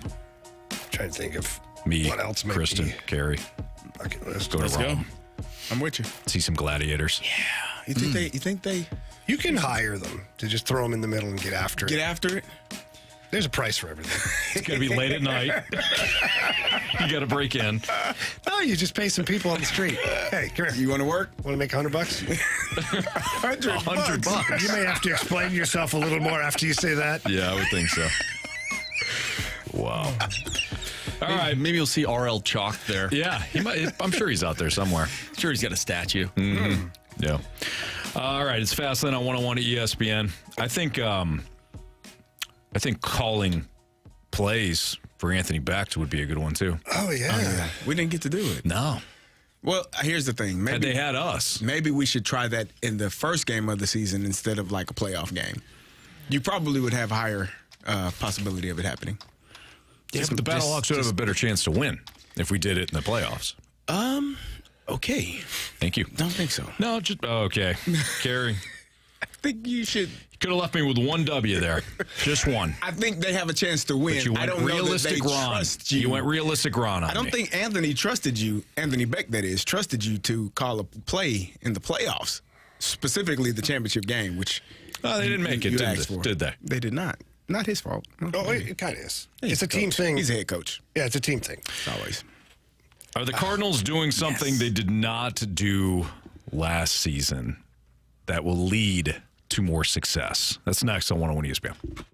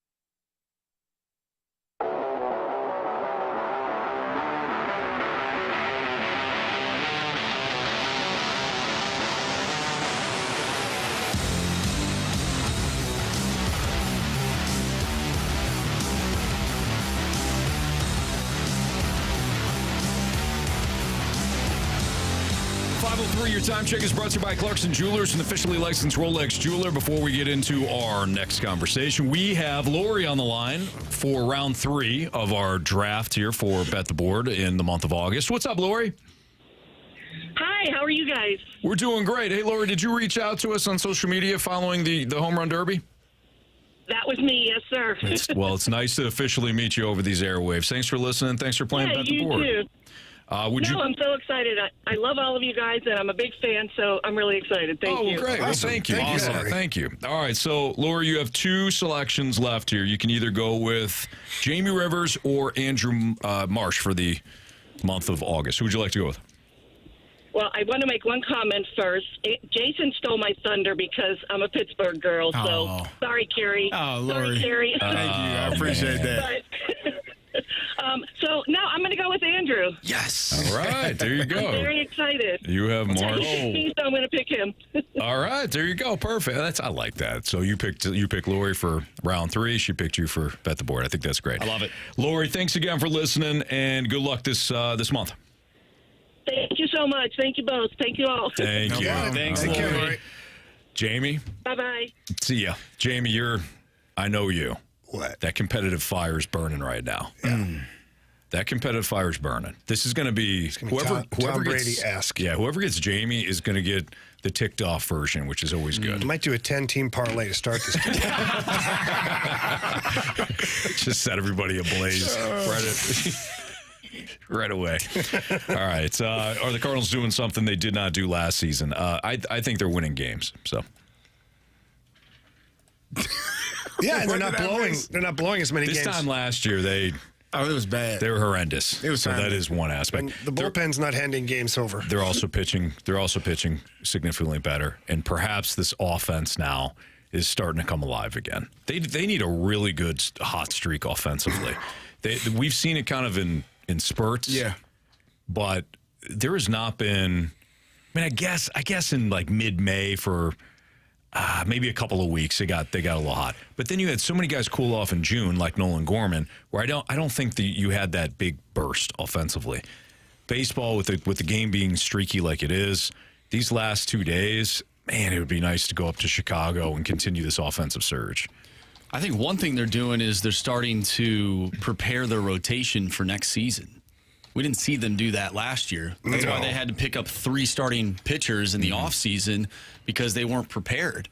And now I feel like we're starting to see that come to fruition right now. You get Eric Fetty at the trade deadline. Right. You have an extra year out of him. We just saw what Michael McGreevy could potentially do for your rotation next year. Probably need to see a little bit more out of him. Now you're seeing Andre Palante, who's starting to be one of the better pitchers in your rotation. I think that is something that they are doing now that they absolutely did not do last year. Well, I also think they didn't have anybody last year. You know, they did give Drew Rahm a couple of starts, and that didn't look great. Then they threw him to the wolves. Right. Then they're like, nobody else is ready. We're just going to let this guy keep going out there. Right. They did. So they didn't have good options last year. So I think you're right, Marsh. They are preparing more for next season, but Mo did a really good job of acquiring a starter in Eric Fetty, who's not only pitching well this season, but he's cost controlled. You've got somebody for next year too, at a microscopic price, just for starting pitching. Forget good starting pitching. For a starting pitcher to make what he's going to make next year, that's next to nothing. What else do you guys see differently from last year besides the obvious? I see a better team, and I don't mean like wins, losses. Like last year, it seemed so dysfunctional. It didn't seem like it just from the outside looking in, didn't seem like they were having fun. Obviously, losing stinks. It didn't seem like it was a tight-knit group. There obviously was problems right from the very beginning with the Wilson Contreras thing and all that kind of went down. Right. This year, even when things were going poorly in April for them, to a man, they were all like, hey, this team's fine. We're good. We got good group here. Guys are working hard. Good clubhouse. Yeah. So that, to me, that's a big difference right there. I mean, the obvious thing, and I don't. You just talked about it a little bit, but the blown saves for me is the most important thing. The thing that is most eye popping that has changed from last year to this year. You didn't have a chance last year. You had no chance. You were in games, and then you found a way. when the bullpen got in 8th, 9th inning, they found a way to lose it. And so I think for me, that's the number one, like the way that Ryan Helsley has been performing when he's out there, you just know when he goes out there, he's going to close the game and they're going to win. Mm-hmm. Where last year, you were hoping, praying, fingers crossed that it was not given up by one of those guys at that moment. So I think for me, that's the biggest thing that I've seen. Do you guys have confidence now heading into Chicago this weekend that they're gonna turn things around? I mean, not even turn things around, but let me rephrase this. Do you guys have confidence that they can put together a 5-6 game winning streak, even if it's on the road in Chicago? And you're going to start off with, Shota Imanaga. I mean, this is going to be a tough one right out of the gates. Yeah. But do you have more confidence now than you did before the trade deadline? It's tough for me to say that. I'll take that as a maybe. No, maybe, but like for me, I'll have a better opinion tomorrow. And the reason I say that is because I got to see what Sonny Gray is. Mm-hmm. If Sonny Gray is still off in Never Never Land, then I'm not all that confident. But if Sonny Gray comes out and shoves, I got Eric Fetty coming out the next day. He's going to shove. Then I got Gibby. Like, now I'm feeling pretty darn confident about this team. Sure. But if Sonny Gray comes out and he gets rocked again for 5+ runs, that ain't gonna be good. I don't feel great. Right. I agree with Jamie. I think these next few games are the most for important. someone who hates that, you say it a lot. He doesn't hate it. He believes it in his bones. He hated it for an entire NHL hockey season. I did, because I really felt that. But he kept saying it. It was true. It was true, wasn't it? It was. Is it not true now?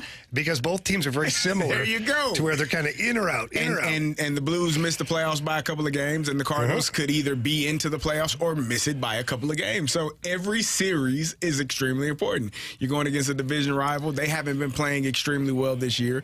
And so this is an opportunity. Your ace versus their ace. How well does Sonny Gray perform?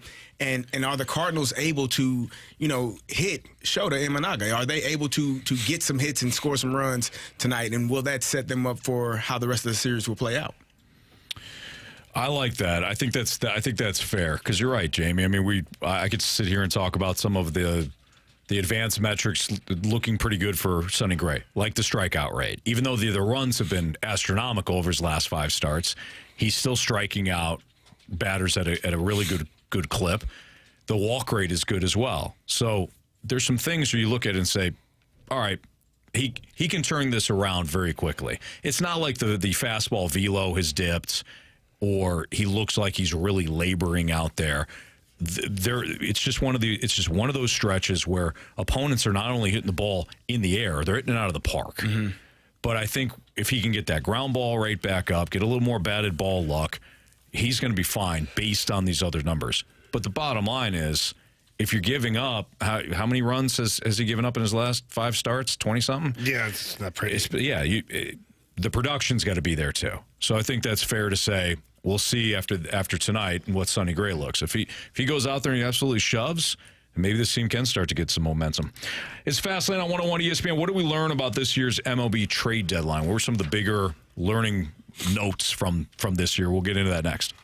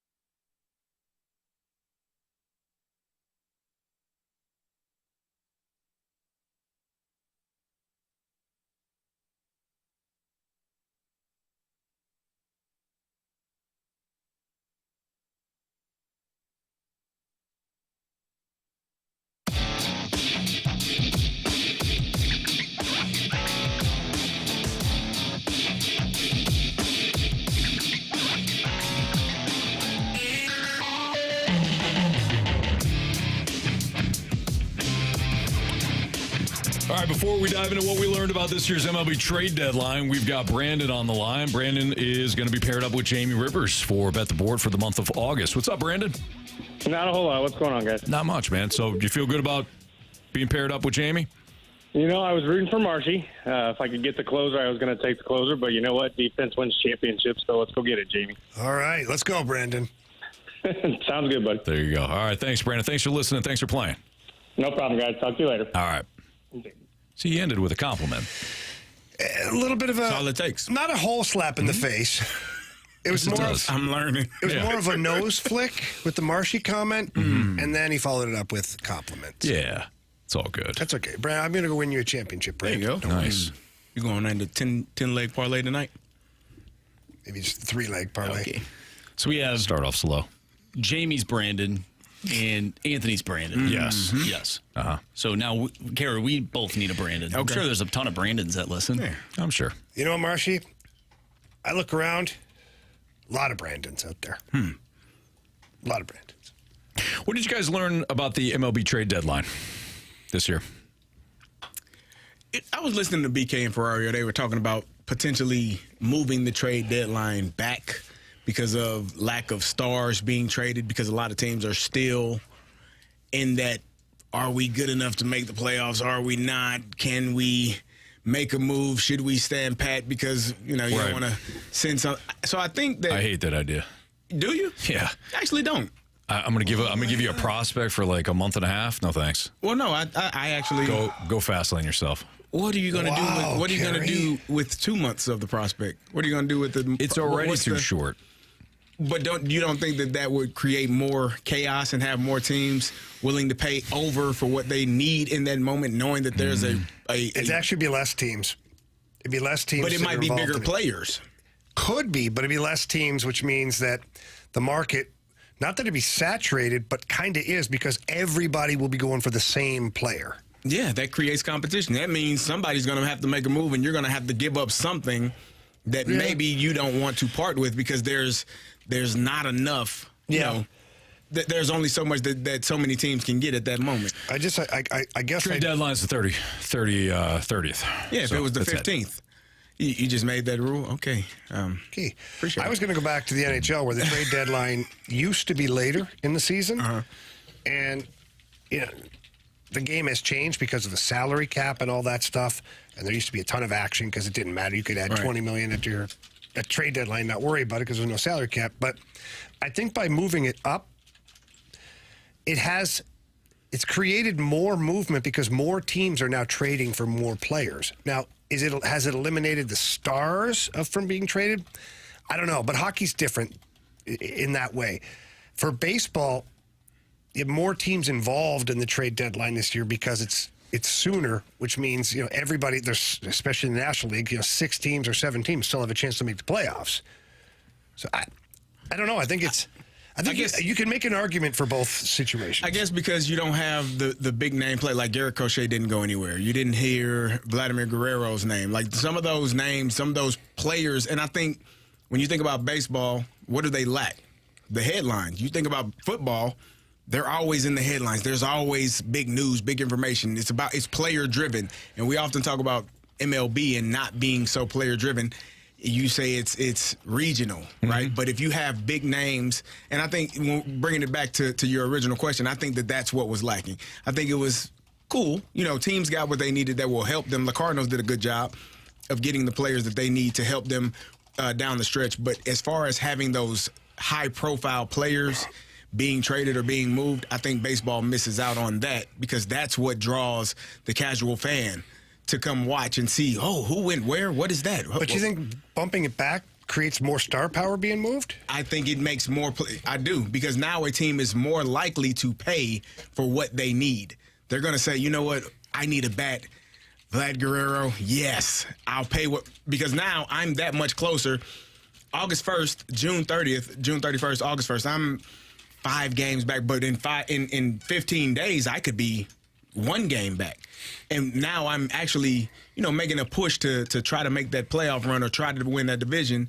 I just think it creates more of a sense of urgency for the team that is actually trying to win. I mean, yeah, it might.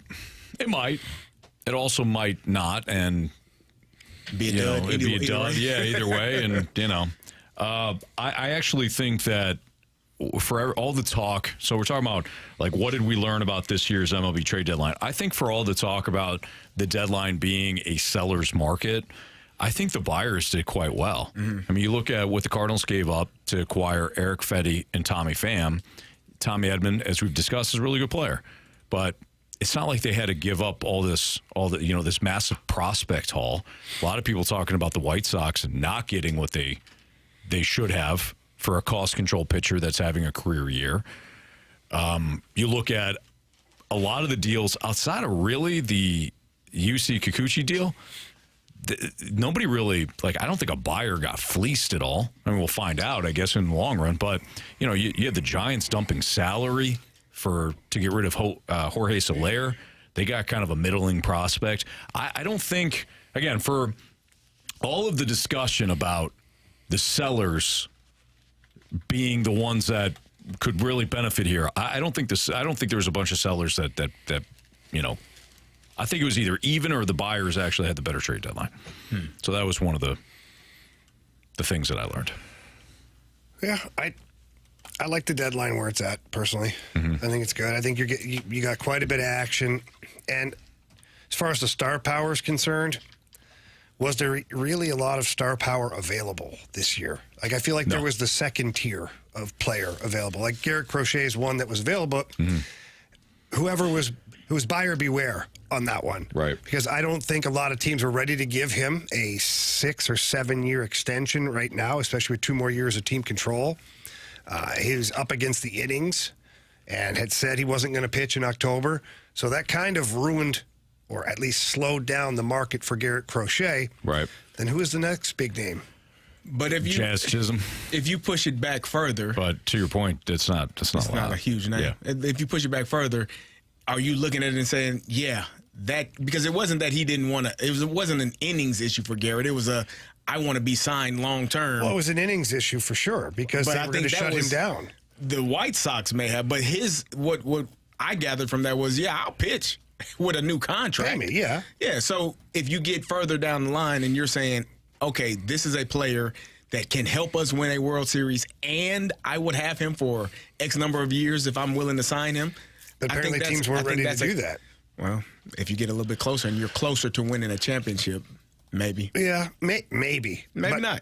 I still sit here and tell you guys that I don't feel like there was a whole lot of star power available this year. No, there wasn't. I completely agree with that. Yeah. I do. I completely agree with that. Based on that, it's tough to say if the deadline being where it's at or bumped back or moved forward or moving it anywhere. I don't care. It's tough to say what would have happened. Yeah. When it comes to Garrett Crochet, he wasn't a household name at the start of the year. Mm-hmm. He was just the best available. He was the best. He was the best available this year, and he was. He was the best player available. And then it turns out he wasn't available. Blake Snell wasn't moved. You had Jazz Chisholm, and you had who? There wasn't these huge names. Yeah, Jorge Soler is not a. I mean, he's a really good player. He's a really good hitter. Right. But we're not talking about these. Obviously, the Juan Soto deal from a couple years ago, or what the Dodgers did the one year where they got Max Scherzer and they got who's the other player that they got that year? It was Scherzer and who was it? The Dodgers? Yeah. We were like, whoa, they got both guys. Yeah, Trey Turner. Thank you. Yeah, it was Turner and Scherzer. So it lacked star power this year.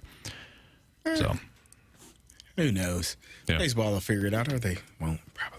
Probably won't. It's baseball. The reliever market, too. Here's another thing we learned. The reliever market has never been more, lush, man. I mean, the teams are willing to pay big time for relievers, which is why I think some people were suggesting maybe the Cardinals give up Brian Helsley. Carey, you had thrown that out there, too.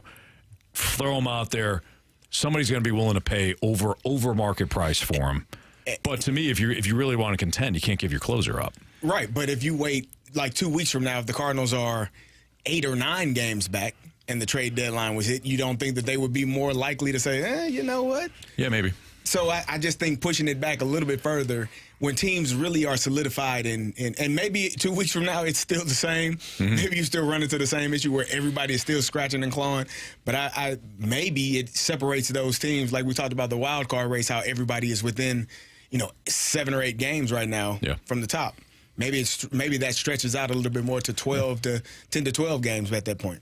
I think what's funny, looking back at the Deal or No Deal segment we did a few weeks ago, where Anthony, you represented the White Sox, you said no to all of these things that Carey was throwing out there. Yeah. Turns out you probably should be the White Sox GM because they did absolutely nothing to help their organization with that trade. Yeah, I probably still would have wound up with Eric Fetty and Tommy Pham on my roster based on what the prices were. I probably shouldn't have said no to most of those deals, and that's Jamie. That was your point that day.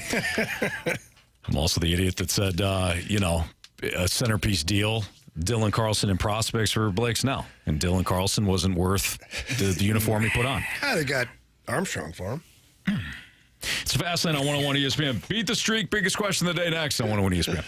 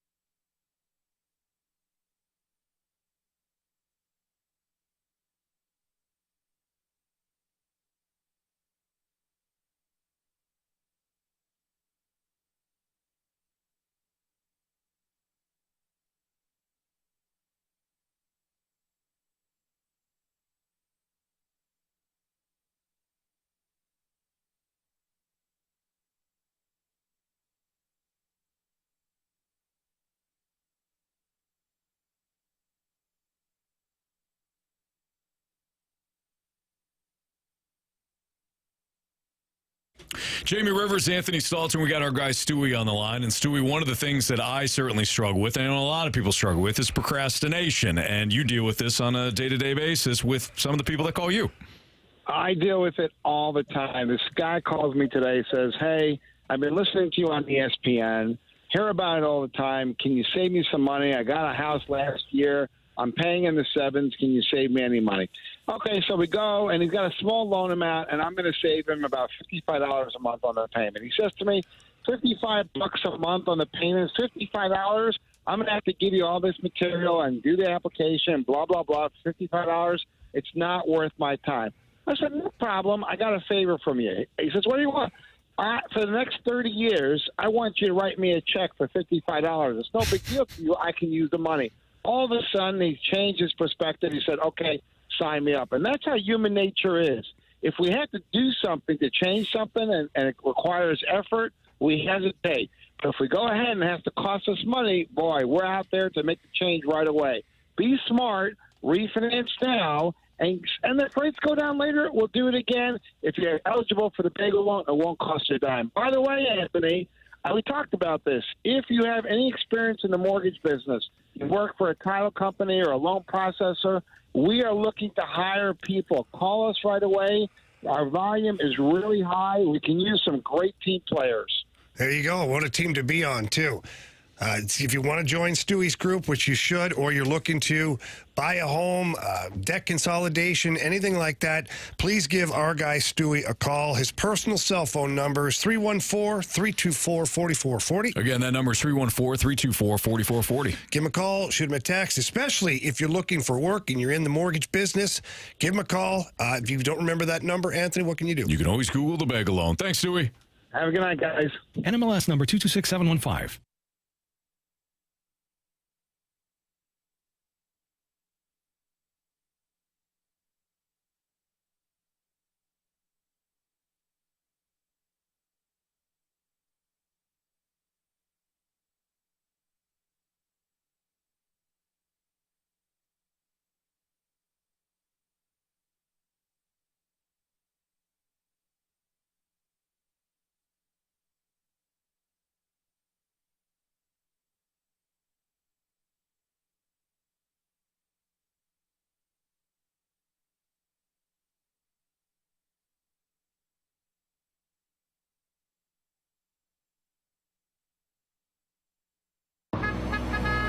Mayor's Mike Kehoe's campaign bus that's owned by a Chinese lobbyist. Swampy Kehoe is hitching a ride after voting 4 times to sell Missouri farmland to China. Luckily, Trump-endorsed conservative Jay Ashcroft is tough on China. He led the charge to stop China from buying our farms. Call and thank Ashcroft for being China's worst enemy. 573-751-4936.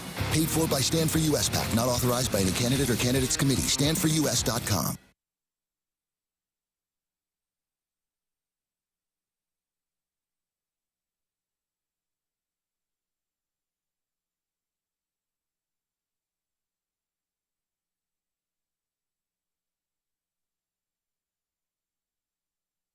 Stay up to date on all things Redbirds with Cardinals broadcaster Brad Thompson as he joins the Fast Lane every Wednesday on 101 ESPN. Go up and in with BT during high heat, powered by Scott Lee Heating Company, your preferred Mitsubishi electric elite contractor. Visit ScottLeeHeating.com. And by Rawlings. Visit the all-new Rawlings experience at Westport Plaza today. 101 ESPN Sports Center. I'm Andrew Marsh. It's time for a Sports Center update brought to you by Saliga Heating and Cooling. The Cardinals, they took 2 of 3 against the Texas Rangers, and they'll take that right into Wrigley Field as Sonny Gray will take the mound for the Redbirds tonight, going up against Shota Imanaga and the Chicago Cubs. First pitch is at 7:05. If you missed anything from today's show, make sure you go to 101ESPN.com or check out the free 101 mobile app. Just head to the podcast page and you'll find all of our interviews and full shows there. And it's all brought to you by Dobbs Tire and Auto Centers. We have Beat the Streak and our biggest question of the day coming up next. I'm Andrew Marsh, and this Sports Center update is brought to you by Saliga Heating and Cooling, an independent American Standard heating and air conditioning dealer.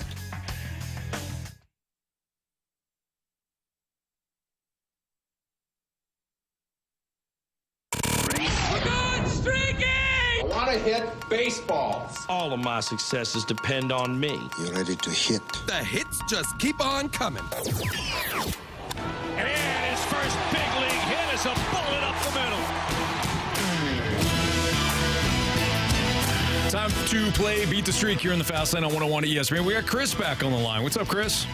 Not much, gentlemen. How are you, gentlemen, tonight? We're doing very well. Congratulations on another hit. Marsh, why don't you update us? All right, Anthony, I am looking at these streaks. Carey had a nice streak going. Did I? You did. Oh, no. Marcus Semien did not get a base hit, so Carey's streak of 6 is back to 0. I have a streak of 5. Wilson Contreras picked up a hit for Jamie. Nathaniel Lowe picked up a hit for Chris. And Corey Seager, a.k.a. Bob's son, did not get a base hit. So... What a jerk. Okay. Marsh, are you up first then? Yes, I am. And I'm going to go with the guy that consistently just pummels the Cardinals, and that is Ian Happ. Wow. Probably a good call there. All right. Who's up next? Well, it's between Jamie and Chris. Go ahead, Chris. Go ahead. All right. Thanks for taking mine, Marsh. I am going to take my wife's advice, which is a smart husband, and go with Lars Nootbaar. Oh, okay. Lars Nootbaar. Could be a disagreement tomorrow after all this. You never know. Oh, there's already been some smack. Just saying. Chris, you were doing well. That's the last time I listened to you. All right, who's next? And me. I'm doubling down. Give me Grand Slam Tommy Pham. Is it on me? Yeah, go ahead. You had the longer streak. All right, give me Mason Wynn. Mason Wynn. All right, give me Wilson Contreras. All right, there you have it. All right, Chris, good luck, man. Thank you, gentlemen. Enjoy your evening. You too. Thank you. Thank you. All right, there you have it. From Beat the Streak to biggest question of the day. It's time for the Fast Lane's biggest question of the day. All right, guys, we were just talking about Major League Baseball's trade deadline, and threw out the idea of potentially moving it back. Some people like the idea. Some people did not like the idea. We got a text from the 314. I think the trade deadline this year was a reflection of baseball's overall conservative approach to team building that is so prevalent now. Do you guys agree with that statement? I think most of Major League Baseball is conservative with their team building approach. Yes, I do agree with that. I think that is the middle. I think the upper tier, Phillies, Dodgers, they're going to spend, and they're going to spend big. You know, the Mets, when they wanted to spend, they had the ability to, and they did it. So I think you have a handful of teams that are aggressive when it comes to team building. Then you have most of the muddled middle that is conservative, and then you have the teams at the bottom that are just trying to, you know, not put a good product on the field and just flat out be as profitable as they can without actually trying. Yeah, I would look at it as conservative because earlier in my example to Carey, I talked about the NHL trade deadline before there was a salary cap, and it was the Wild West. I mean, you had movement every year. You had big names going. You had money getting thrown around. Like, it was like there was no rules. You just add a player, delete a player. Now, if that meant trading a player back in return or just waiving them and sending them to the minors, you did what you had to do and you didn't care. So baseball, as a luxury tax, doesn't have a salary cap, and a lot of these teams were certainly not at risk of exceeding the luxury tax, but there was some salary to take on, and some of the big names or some of the salaries may have scared away a few teams, thus creating this more conservative approach from a financial standpoint, maybe more than a baseball standpoint. Sure. And, I just, from that standpoint, I would say that baseball's very conservative. That's what baseball is, though. Like, except for like 2 or 3 teams. General. Like, yes, except for 2 or 3 teams. You're going to have a couple of teams that go for it every year and spend a lot of money and, like the Rams said, F them picks or prospects or whatever you got and try to get a championship. And then for the most part, most teams are, I guess, even kill or even under that. Just do just enough, or what they deem as just enough to make sure their pocketbooks aren't hit too hard and can still put a product out on the field that has a chance to win games. And so, I think that's probably what doesn't draw fans to the sport like it does other sports. Yeah. Like, more people want to see your team trying. Or they want to see a team, like, I think the Pirates are probably a good example of a team that, if you are a casual fan and you see these really great pitchers that they have, and then they're trying, they didn't go out and make huge deals, but they're trying to add to that roster a team that looks like they may actually want to put together an effort to try to push forward to make it to the playoffs and win some games and maybe put themselves in a position to win the championship. I think that's exciting. If they were a team that actually spent some money at the trade deadline, like went after it, I think that would have excited a lot of people, especially because they haven't won. Was it 79? We are family. Willie Stargell, my guys. Major League Baseball. I realize that, there's some. Sometimes you listen to like the national play. Man, Major League Baseball has never been healthier. Really, you're at your regional sport, and a good portion of your league is not trying. How many storylines are you drumming up nationally? And then September hits, or at the end of August hits, and you got college football, and you've got the NFL starting in September. You have to be able to take, you have to be able to take advantage of the calendar when it's all yours. Right.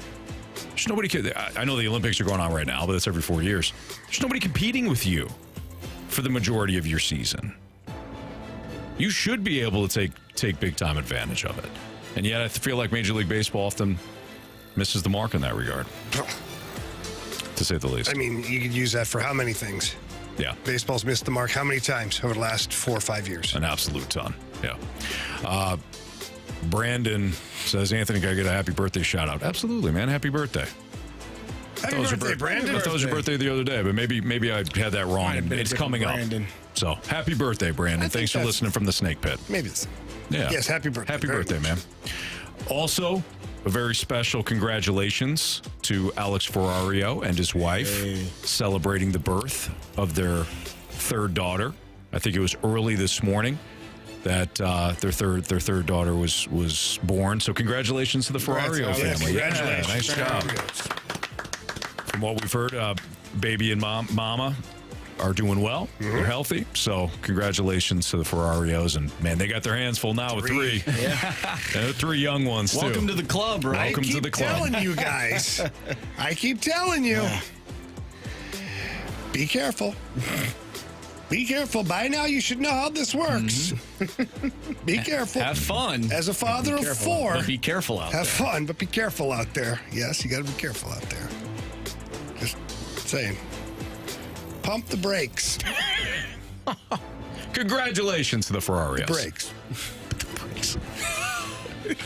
This guy. This guy's still hitting softballs. Man. In the home run derby was last Saturday. Yes, he is. Yeah. Still swinging. He's up to 11 now. All right. One went foul. Should have counted. And you know what? Honestly, I've only had a little bit to eat today. At the board, 3 stars of the day, criticisms and compliments next on 101 ESPN.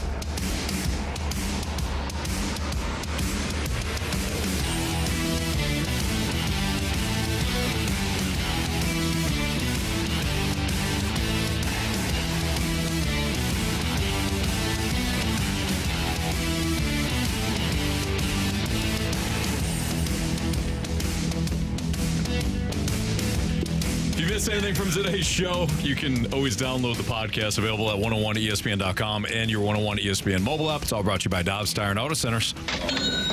Time to bet the board. New month. We're all reset at 0 points. We're all drafted here. So you got Robert took me. Jason selected Carey. Lori took Marsh. And Brandon was paired up with Jamie. So those are your contestants. Congratulations to Dylan. Shout out to Dylan. He won last month because I won. So he'll get himself a 101 ESPN prize pack. All right. You guys ready? Yeah, I'm ready. Born ready. Who's going first? Is it me, Marsh? Should be. Yeah, we should won. go in the last order for who, what. Did you finish last? No, I didn't. Marsh. Okay, sorry. Remember, he Marshy. stopped playing. He quit. week. I did. I lost track of how many days were left in Anthony, let's go. the month. Come on. Give me the Cardinals plus 100. Should rush him through his pick. I had it. Give me the Cardinals plus 100. Oh, wow. Look at that. All of a sudden, rose-colored glasses. All right, I'm going to strikeouts. He said we'd know when we'd see it and we'd find out what's going on. Sonny Gray's at 5.5 strikeouts right now. Oh, the odds changed. I was about to say. Son of a batch of I looked at that biscuits. too. I go, if you're going Sonny Gray over, those odds have changed. All right, I'll. They saw what he needed them to see. Yeah. Yeah. They're down there at the ballpark. They saw it already. Son of a. Let's go, Jamie. Come on. Hurry up, Jamie. Let's go. I know. Steady on. Okay. We don't have that much time, sir. Okay, you know what, Carey? Carey? Well done, Just Carey. go ahead, Carey. Oh, you want me to go? Yeah, I mean, I wasn't prepared for that. Wasn't ready for the disturbance in the force like that. Give me Matt Olson, 1.5 hits. Okay. Minus 125. I like it. Is that hits, runs, RBIs? RBI, excuse me. My apologies. Thank you for the correction. Way to go, Marsh. Appreciate it. You saved him. He did. You saved him. You did. You know me, Marsh. You know me. Actually, kind of screwed you because, well, no, you saved him. Yeah, with the hits. Never mind. Are you ready, Jamie? No. Okay, I'll go. It's a Viking situation. They can't get their pick yet. Oh, come on. I wasn't a fan at that point. I'm going to go top of the first, 3 up, 3 down in the Cardinals-Cubs game. Ooh, I think the damage comes in the second inning with Tommy Pham. Okay. All right. I got this one here. Total bases. I think my guy, Petey Page, has got at least a single in him. It's 0.5 total bases. I'm going over, minus 140. There you go. By the way, DeAndre Hopkins will miss multiple weeks with a knee strain. Not good for the Tennessee Titans. Anticipated pain, they said. Anticipated pain. Not great. I flat out forgot he was a Titan. Wow, Anthony. Yeah, that's a little bit much. That's bad. It is. Hey, remember Calvin Ridley Who's signing their quarterback? Will Levis. We've got 3. Oh. Where's Tannehill at? Is he still on the roster? He's still there. He's still there. He's not the starter anymore? We're not sure. Oh. They got 3 guys. Who's the third guy? They took him in the third round a couple of years ago. Oh, my God. Malik Willis. Yeah, that's Malik Willis. Thank you. They got a bullpen of quarterbacks over there. Hey, Tannehill's not there. It's Mason Rudolph. Oh, boy. Where is Tannehill at? I don't think he's on our roster. Really? Nope. Former Titans quarterback Ryan Tannehill reveals plans for NFL future after nothing really felt right in free agency. So he's going to hang out for a little while. Wait for an injury, probably. All right, Marsh, what do you got for criticisms and compliments? All right, Anthony, you had a tough time listening to the final tie-breaking question in the Gauntlet. I certainly did. And we got a text from the 314. Is there an orange listening group? I should be a part of it if there is. He said, oh, no. Yeah. Got another text from a different 314. Why are you guys constantly grilling and hating on Anthony? That's not true. You guys are a bunch of bullies. Get over yourself. Anthony's the best. You guys are the worst. It's not his fault he doesn't know golf. And that he's the biggest Sharks fan ever. Leave the poor guy alone. What is it to you guys? Thanks. Yeah. I think. That's really funny. Signed, Kristen. Well, that first part I thought maybe. Like, yeah. But then that had listener written all over it at the end there. Definitely. Yeah. We got a question from the 314. Who had the best parlay from last night? I'd say nobody, since none of them hit. Carey had the best one, though. Carey at least was in the game. He was in the ballpark. He was in the ballpark, is right. I don't even know. I didn't even look at my other ones. Did the Padres win? Yes. Okay. How many strikeouts did Dylan Cease have? Yeah. I don't know. I thought it was under. What you had under? You had the under. I think he had under. So I probably missed by one. Yeah. Which was stupid Hendricks in Chicago. Let's see here. Well, he wasn't playing the Cardinals, so you were correct. I know. Well, that's why I played it that way. What'd you have for Dylan Cease? I had Cease 7.5 strikeouts. I took the under. He had 6. Okay. I had O'Neill Cruz with 0.5 total bases. I took the over. So you had to have something. You'd have a base hit. Let's see here. And I had Hendricks at 3.5. The under, obviously, that one missed. O'Neill Cruz, 0 for Gopher. Okay, so I wasn't as close as I 3 Ks for O'Neill Cruz. Mine was terrible, so not even going to talk about it. Nope. Okay. Let's get to our 3 stars of the day. The Cardinals are at Wrigley Field tonight, and potentially we could see a home run fall into the Wrigley Rack. The Wrigley Rack, that's right. 3rd star of the day. Nice. 2nd star of the day goes out to one of the best golfers. He had 469 rounds at the U.S. Open. That's Jack Nicklaus. Yeah. What an Iron Man. That guy's talented. He certainly is. And our 1st star of the day goes to a man who did a lot for this country, was an unbelievable ping pong player, a star, kick returner at Alabama. A veteran, too. Forrest Gump. Forrest Gump. Hey, he's a veteran. He served this country. I said he did a lot for the country. What's your problem? See, Anthony's not being bullied. Lieutenant Dan. He just says things like harming that. himself and took Bubba in. They became best friends. Yeah. Bubba didn't have any friends. No, he's amazing. Yeah. Great guy. He's a great guy. He got a son with the lovely Jenny. Yeah. Who had stuff. NFL Hall of Fame games tonight. See ya.